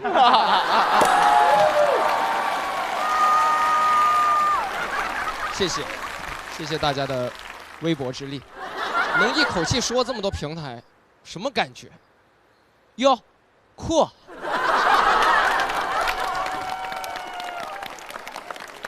确实，青春期我有点对我自己过分关注了，你知道吗？就上课也不爱听，老师在课堂上教物理，我坐在底下焦虑，就不听课，每天就对着那个窗户的导影照镜子，一照发现我左右脸还不对称，眼泪马上就喷出来了，2行眼泪还不平行，很多泪水就藏在那个痘印痘坑里。怎么说呢？那是人类第一次在月球表面发现了水资源。真的，当时我的毛孔就像黑洞一样吸走了我所有的注意力。那一刻我才明白一句话，就是当你凝视深渊的时候，老师就在凝视你。当时物理老师这个老师点我说：“你看什么看啊？答案写在脸上吗？来，你说说这题选什么？质子还是电子？”我说我选光子嫩肤。确实，青春期你长痘就很不自信，就会有个缺点，就是很难在大学谈恋爱。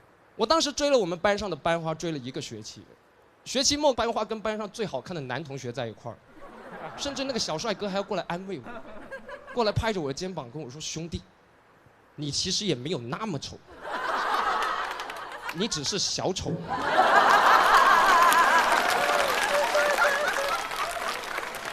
还是我东北小雨好，懂得怎么安慰人。我跟他说，我觉得我有点小丑，他拍着我肩膀说：“你丑啥？你再丑一个试试。”草率了，你知道吗？确实，我当时青春期我就很烦那种无效的安慰，你知道，就不提供任何解决方案，就光励志。我爸就是那种人，我爸每天回家都会跟我说一句话，就是儿子，你不要自卑，自卑会让你变得廉价。朋友们，我本来只是自卑，我现在还廉价，还廉价。家人们把我价格打下来了，我因为廉价变得更自卑了。我现在第2杯半价。当我再长大一点，我发现其实不是所有人都这么在乎自己的容貌的，你知道吗？同样是皮肤，很多外国人不在乎痘痘，甚至外国人很喜欢雀斑，甚至有个外国明星，他的外号就叫小雀斑。我没听过哪个中国明星叫大痘印。我在想有没有可能就雀斑这个名字你听起来太性感了，对吧？听起来太性感，就麻雀的斑点，对吧？你们知道痘痘的学名叫什么吗？痤疮。太矬了就叫痤疮，你哪怕管它叫欢乐痘呢。我觉得我们脱口秀演员长的痘能不能就叫欢乐痘？因为我觉得脱口秀跟斗地主差不多呀，就比比谁更炸。他炸完你炸，打来打去，最后打出来一个大王。其实段子讲到这差不多就讲完了。我一直觉得这个段子值得上一个更好的价值，但我怕上的不够好笑。感谢宋木子，他教了我怎么上这个价值。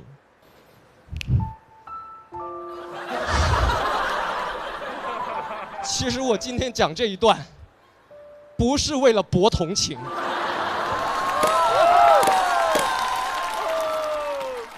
只是很多自卑讲出来它就好了。这2年我已经没有任何的痘痘焦虑了，为什么？因为我老了。很多问题只要老了就会怎么样？好了。所以我现在老好了。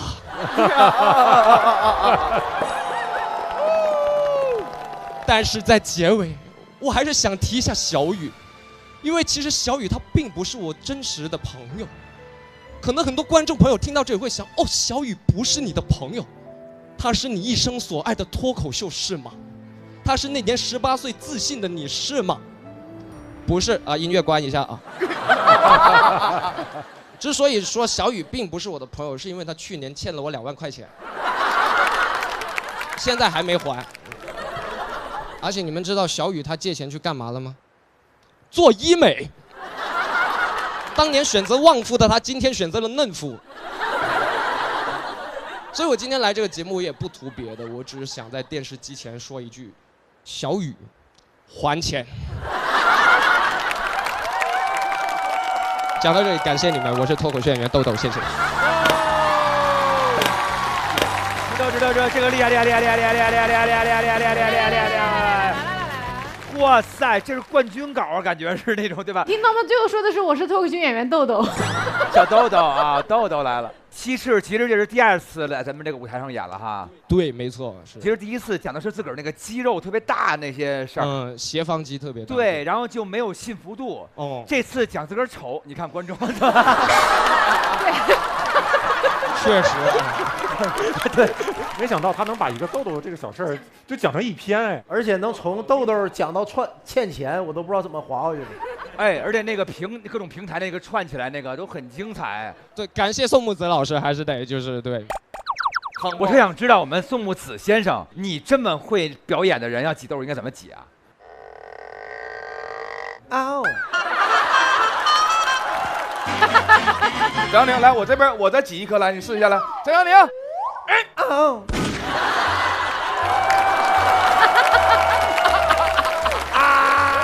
我想伤我自己。高兴，太高兴，太高兴了！你知道我们这么高兴，主要是替你高兴，真的是好，其实真好，真好。我这期我就想讲一下，并不是像很多脱口秀演员一样就很自信或者很潇洒、很不羁。其实我发现我就是一个很紧张、很容易自卑的人。对，然后，但是我真心的觉得你这一段既战胜了自己，其实又能真正给很多人带来力量。谢谢你，真的很棒，值得5星。谢谢你，谢谢你真棒。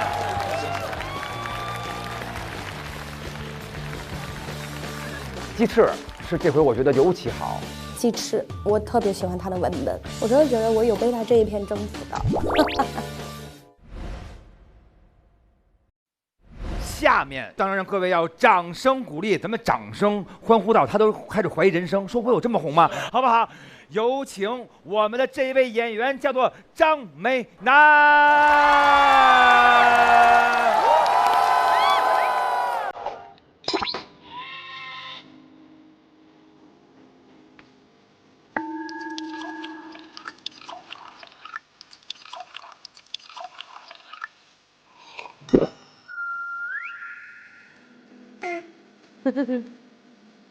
加油，走！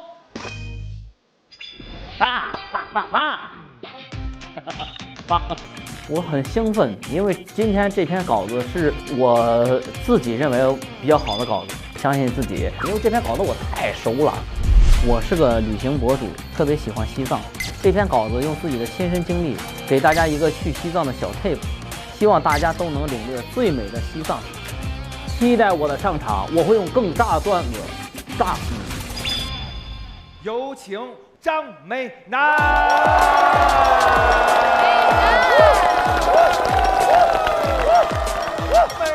美男 ，Hello， 大家好，我叫美男，欢迎你们。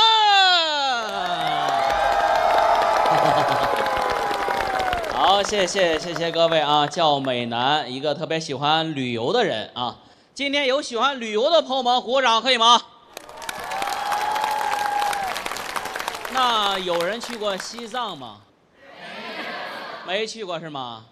要去啊，因为青春没有售价。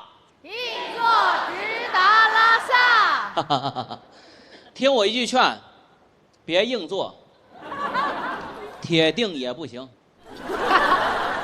我们几个朋友从北京出发去拉萨，硬座，到石家庄就卧铺了，真受不了。今天有喜欢健身的朋友吗？有。经常健身的人去西藏确实需要更注意一些。着眼有2点，第一就是自身的那耗氧量太高了，第二就是这帮人太自信了。我有一个兄弟喜欢健身。在出发之前，我们都吃红景天那个药物，提前预防一下高反。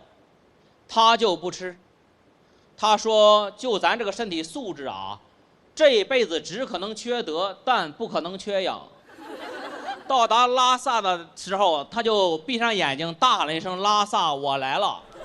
睁开眼睛以后呢，在医务室里边躺着，吸着氧气。我说：“你没看见那个墙上写着‘禁止大喊大叫’吗？”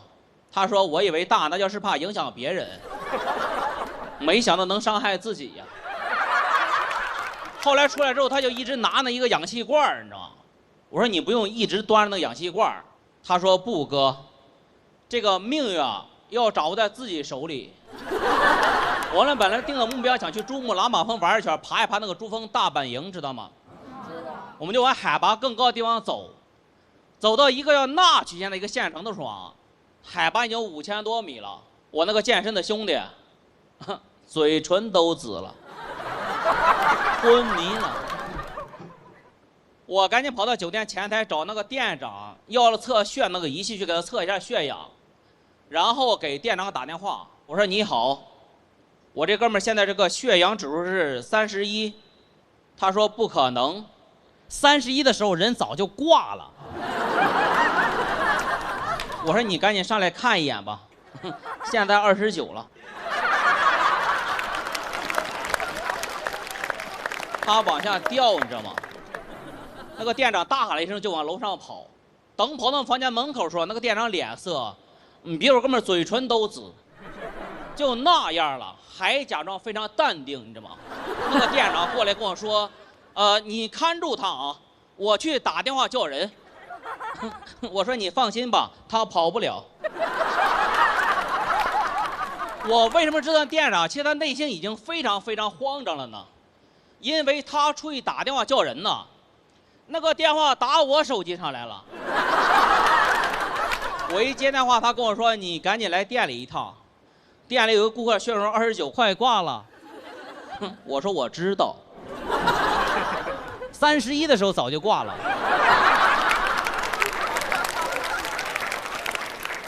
后来那个店长自己开车载我们去了那个县医院，因为我们民宿和县医院之间离得比较远，去最近县医院要2个多小时。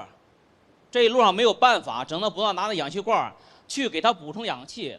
大概过了1个小时之后，才稍微有一点点意识，那个眼睛也能稍微睁开那么一点点了。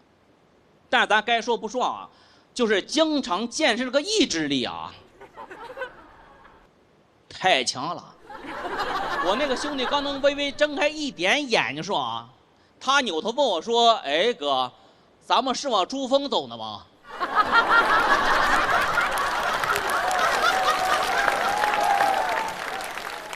我说咱们准备上天。后来送到那个医院里边去，没有10分钟，医生就出来了。他说：“你这朋友现在非常危险，基本处于一个半昏迷的状态了。他在清醒时候没跟你说过什么呀？”我说他想去珠峰。医生说他就死珠峰上了。你们赶紧去一个海拔更低的地方啊！他让我们去一个叫日喀则的县城。是吧？说那边海拔更低，也有更好的医疗条件。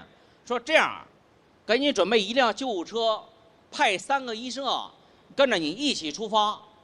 我们就坐上那个救护车，赶紧出发了。这一路上救护车开得非常快，毕竟时间就是生命。但大家可能是太着急了，开到一半了，我才发现，只上去了2个医生，丢一个。为什么开始没有发现？因为总人数对得上。酒店老板上车了。我说你上来干什么？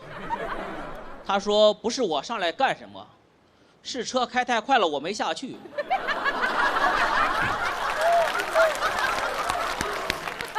但是人在往海拔低地方走的时候，那个血氧指数是在不断上升的，各位知道吗？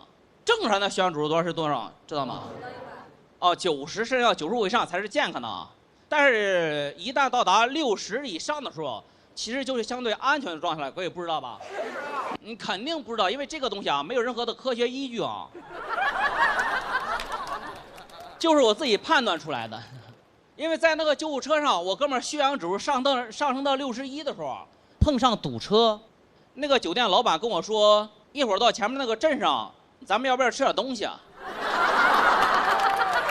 我听完都傻了，你知道吗？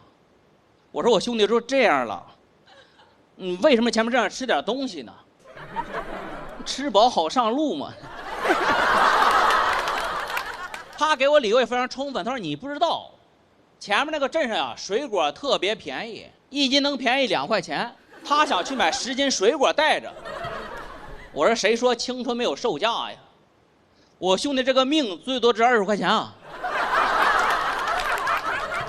我想，如果这哥们儿真的下车买一堆水果放那儿，那个场面就会既诡异又温馨。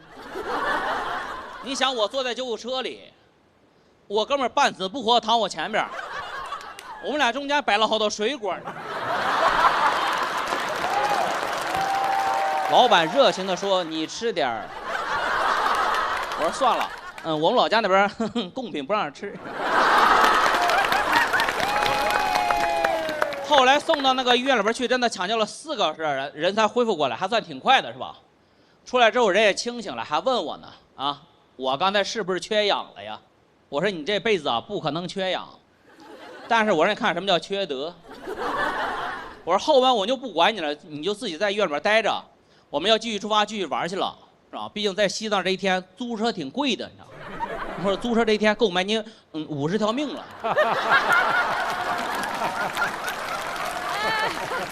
所以最后奉劝大家，如果是大家有健身的话，不要立马去西藏啊！如果去西藏没有事的人，回来抓紧去健身，好吧？谢谢各位，我是美男，谢谢。来，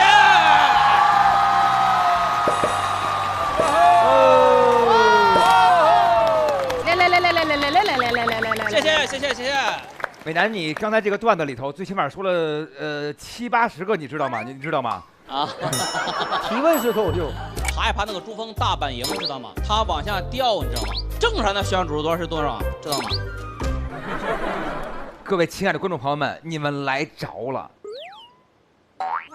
咱们这个美男呀，他真的是位旅游达人，他能告诉你去各种地儿花最少的钱怎么住酒店。对我自己做了10年的酒店。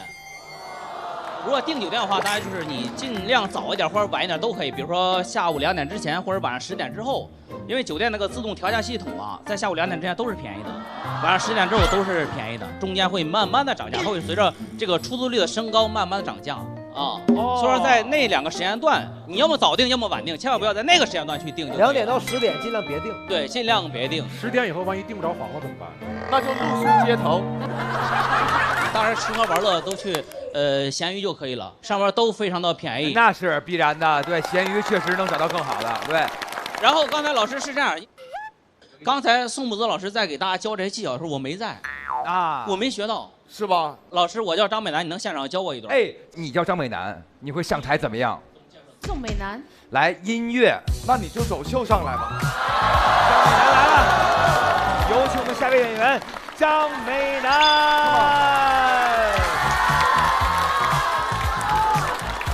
插头，回头，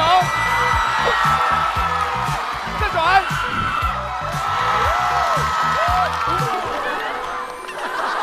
你再试一下，搞完这一套再说。下面呢？嘴巴这边要歪一点。这位朋友呢，他是第一次登台，他有一点羞涩，但是他的名字非常的让大家大吃一惊，他叫做张美男，有请。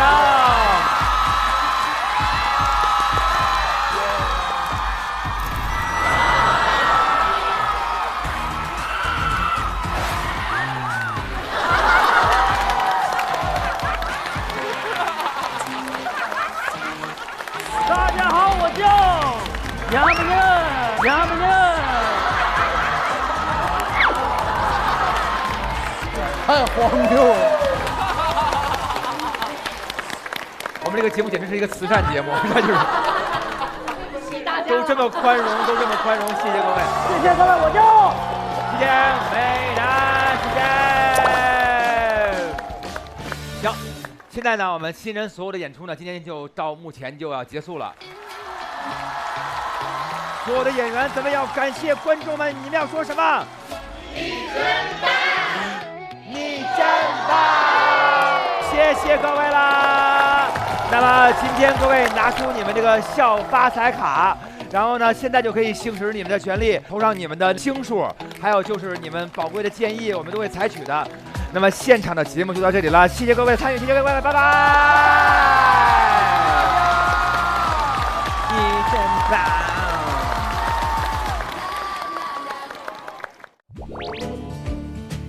嚯，比我来的还快呢！宋老师那课比我上10个开放麦都累。这有个宝贝，我得赶紧过来享受享受。躺好，给你感受点不一样的。哇，它在动，这么智能？那当然，这是喜临门呼呼智能床垫，能自适应你的各种体态，最懂我们哪儿累，感觉如何？我的全身都被拖住了，好想呼呼任性睡一场。我走。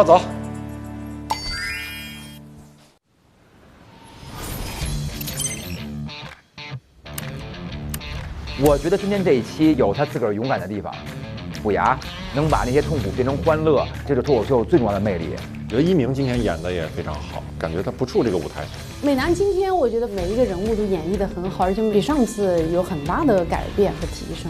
鸡翅大家都说他进步了，但鸡翅在我心里一直是一个经验非常丰富的脱口秀演员。我觉得你今天也不应该回去露宿。我觉得今天鼓舞分应该会很高，所以我个人认为应该会去露宿街头了吧？啊，不知道啊，我感觉今天有点危险。如果今天我们露宿街头，那就是宋木子的问题。宋，你真棒！该来的总会来，各位朋友们，我们先掌声鼓励一下自己，我们都很棒，你真棒，我真棒 ，bam， 对，咱们先说说苏木子，今天来给咱们上这个课，我觉得还是有用，对不对？有用，太有用了。还有一个重点，苏木子，咱们就是说稍微严峻一点啊。万一就有人他就不好这口，他觉得都说挺好的，就加什么音乐把这分给你减分了，也许会有。传统的脱口秀观众，对，你怎么面对这件事儿？因为我们面对4级了，我们已经在招惹后无所谓了。我也无所谓，我也无所谓，无所谓。今天就是来之前就已经做好心理准备了，那些东西早就准备好了。好嘞，那咱就开始吧。来，小鹿来，您来。好，这张是5星的啊，好评。哎呦，我是个不知名的脱口秀演员。哦，挺好。之前总看虎牙的主持，哎呦，今天又看到他的脱口秀表演，真实的感受到了段子陪着演员的成长。你的段子值得10颗星，虎牙加油，要自信。谢谢啊！同行的肯定。来，这张是差评哈。哎呀，张美楠哦2星。张美楠2星。张美楠老师讲段子全程听不清楚，而且我健身有被冒犯到。哎呦！但是确实可以提个醒儿，就是如果就特别毒的那种笑话说出来之后，你想一个稍微能圆一点儿，加一个这个，好，加油啊！哎，我加一个啊，因为刚才有人说张美楠就是怎么着，说冒犯健身的嘛。对，但是您看看，咱们这就是脱口秀有意思的地方，这个人5星好评，说张美楠全场最佳。风格鲜明，不接受反驳，而且这个人还谢谢。该跟我了。您来。本来以为大宅，挺刺激的，跟我有啥关系？哎，咱们每一期都有单独骂你的呀。本来以为大宅有点羞耻演出风格，但是他在台上一直黑脸。3星，因为你吓到观众了。我干啥了？你今天粉底就涂黑了。你作为主理人还给我们拉分呢，往下面。对。哎呀！错了，我下回一直这样。哎，那下一个评价就是大宅这次笑得好恐怖啊！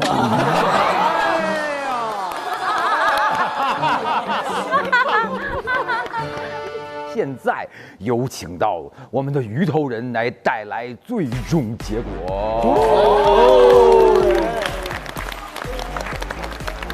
哎，谢谢。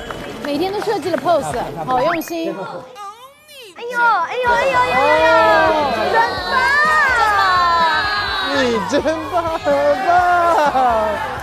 你真棒，谢谢。现在没有人看见，我也没看见。没看见。咱们就翻啊，大还是小？对，我猜大。你猜大？音乐感染力是无穷的。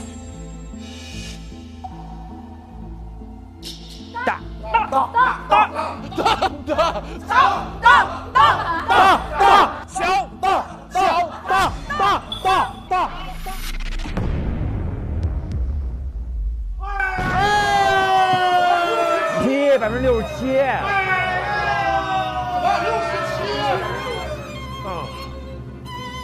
多少？67啊！67啊！不可能，差3个点。为什么呢？多余了。最开始非背着那包来，给观众觉得是不是？今天就有这个结果。给观众提醒了。哦，观众怕他失望。哎呀，确实，他以为我喜欢露宿街头呢，他生怕我回不去。他不一定不喜欢演出，可能就是想单纯看看宋老师露宿街头。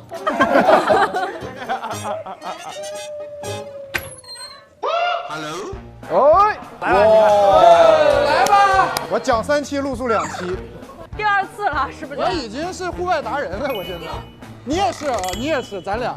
走，咱们出发了，走去喽。来，这次是宋木子，不用送了，不用送了，送，周老板别动呢，拜拜，走吧，后面，快死的，咱晚上吃点好的。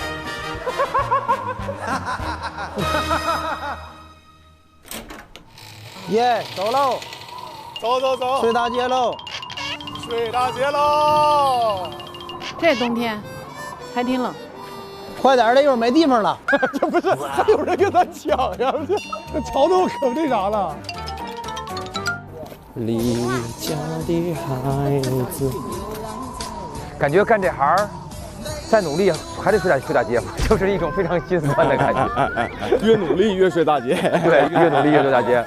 爸爸一看这节目可哭了，这孩子怎么越干越差，都睡大街了都已经。太好笑了。你有点太开心了。要不平时哪有镜头啊？那10来个人啊，这一下剪一半。咱这有镜头吗？没有，没有镜头。黄二老师有机会给我往那节目推一推。你自己不想录，你别拉着我。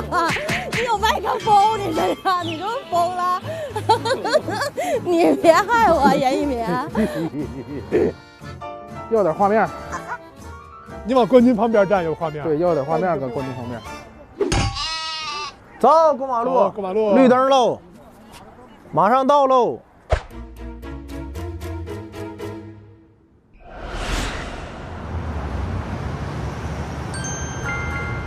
我们在这里吗？就在这里呀！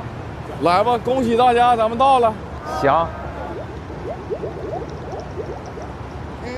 上面什么事儿？过车。是汽车是吧？汽车。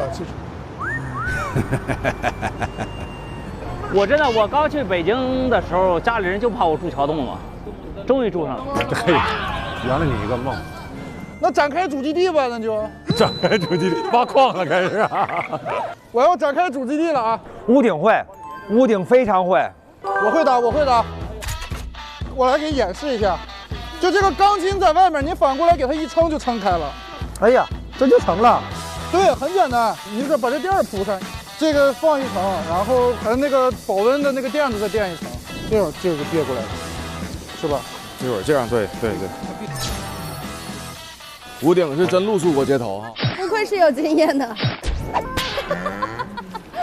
离家的孩子流浪在外边，不管在哪生活都得精致。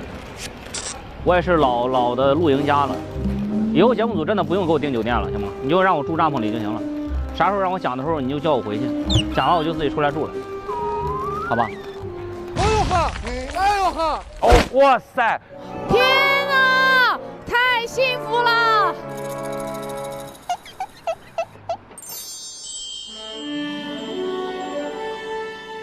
老乡，哎，李阿姨，老乡，你喊我就来呀，你喊。谢谢了吧，辛苦你们了吧。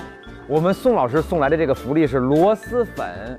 为啥想送他那个螺蛳粉？一个是我是广西柳州人，这是我家乡特产；第二个就是寓意，让大家所有人都要涨粉。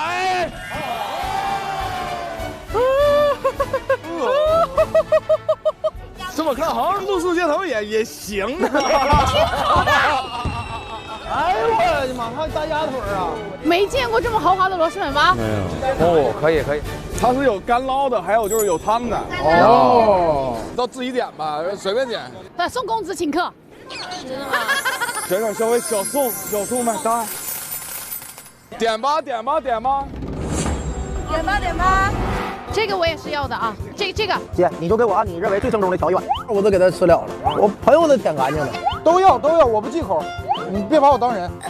要一个鸡爪彩蛋，这个我也想要一个。我想要的太多了，我啥都想要。你这一碗真是上百了，我感觉。大家真是哈，这一不要钱玩了命的点，每一个东西全都往里搁。没事，该撤。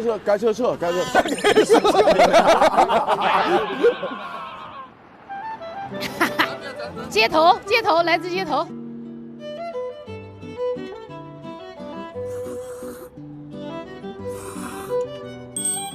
宋不准，这是我这辈子吃过最好吃的螺蛳粉。真的吗？嗯，很正宗，太好吃了，我连话都不想说了。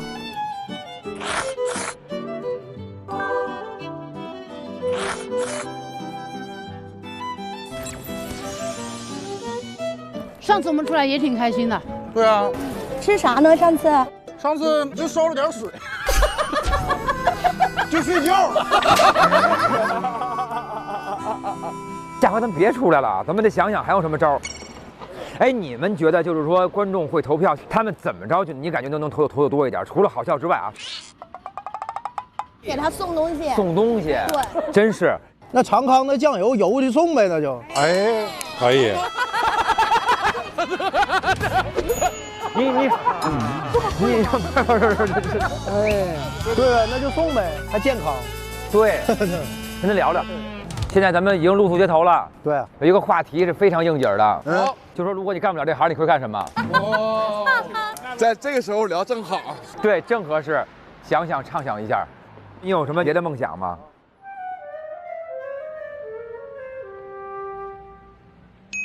我要开个那种猫咖馆。我想当作家，哎，我跟你一样，是吧？可能会去做律师吧。我不干这个，我应该就是开挖掘机去了。挖掘机嘛？对，不是你想干什么，不是生活逼着你干什么。你怎么这么惨呢？说你的梦想，怎么都聊生活所迫的事儿啊？不是，主要是在这种氛围底下，大人太凄凉了。你在这种氛围底下，你好像畅想不了什么未来，你知道吗？只能专注当下嘛。咱们吃完了就可以挨个进帐篷，咱们就睡了，好不好啊？好，咱们就休息了。行，进屋睡觉了。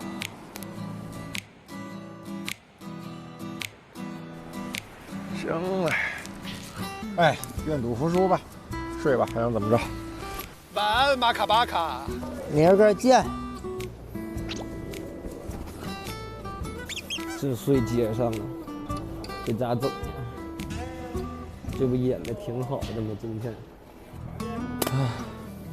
今天明明演的还行。摇曳的灯光，摇曳的我，露宿街头。脱口秀这个行业呀，也不知道怎么办。去年其实，反正各种挫折吧，大家在想说，有一天如果你真的不干脱口秀了，就是你真的会在想，有一天你不干这个行业会干什么？哎，我可能还是想表达，只要能做这个行业一天，肯定还是做这个行业，这肯定是。哎。好了，晚安。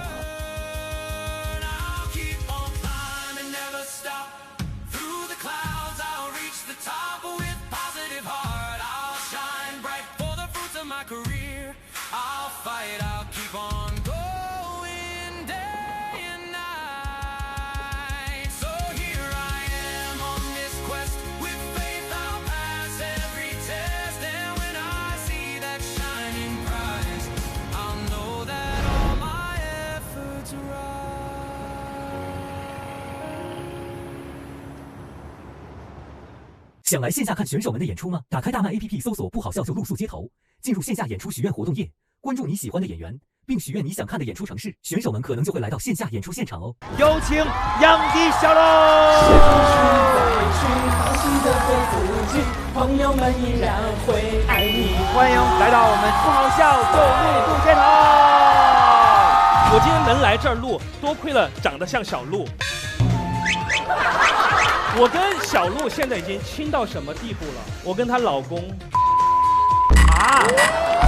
爱迪生老师150年前呕心沥血发明电灯，没想到150年后人类用它这玩意儿在马桶里打追光，知道吧？有些小情侣拉着过来说能不能换个座位，我想跟我对象坐一起，因为我路上我想亲他，我会换的。那换完之后我就会监督了。你的衣服怎么那么旧？我说这个衣服是新的，但东北太远了，寄过来就旧了。打篮球太帅了，我跟排球那哥们在旁边颠球，跟要饭一样。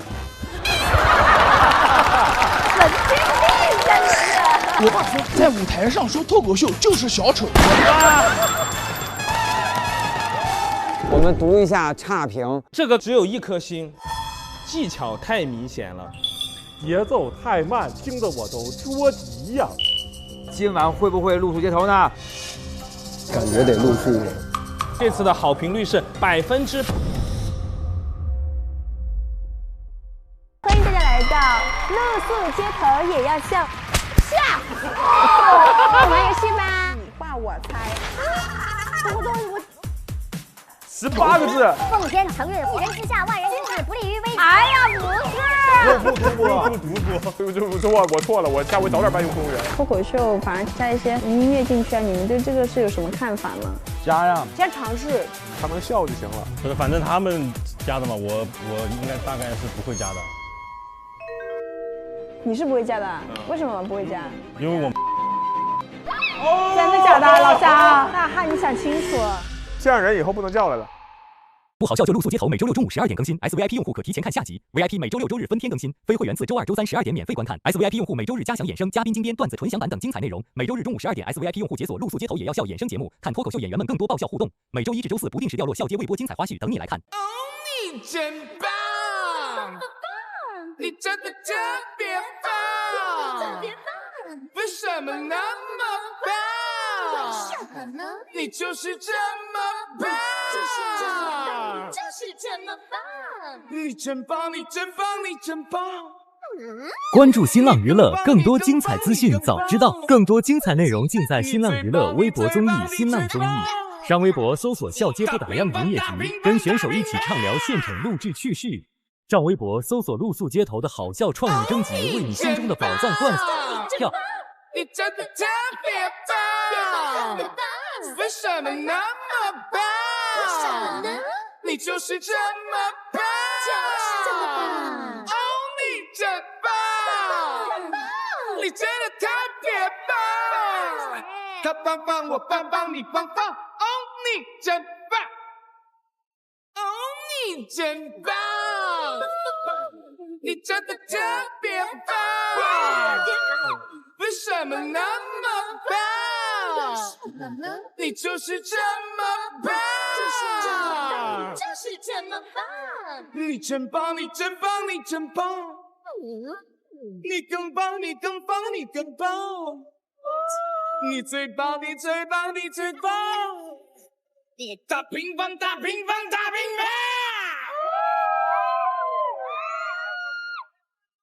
如果你也觉得自己棒，那就跟我一起唱。哦，你真棒，你真的特别棒，为什么那么棒？你就是这么棒。哦，你真棒，你真的特别棒，为什么那么棒？你就是这么棒。你棒棒，我棒棒，他棒棒，他棒棒，我棒棒，你棒棒。哦，你真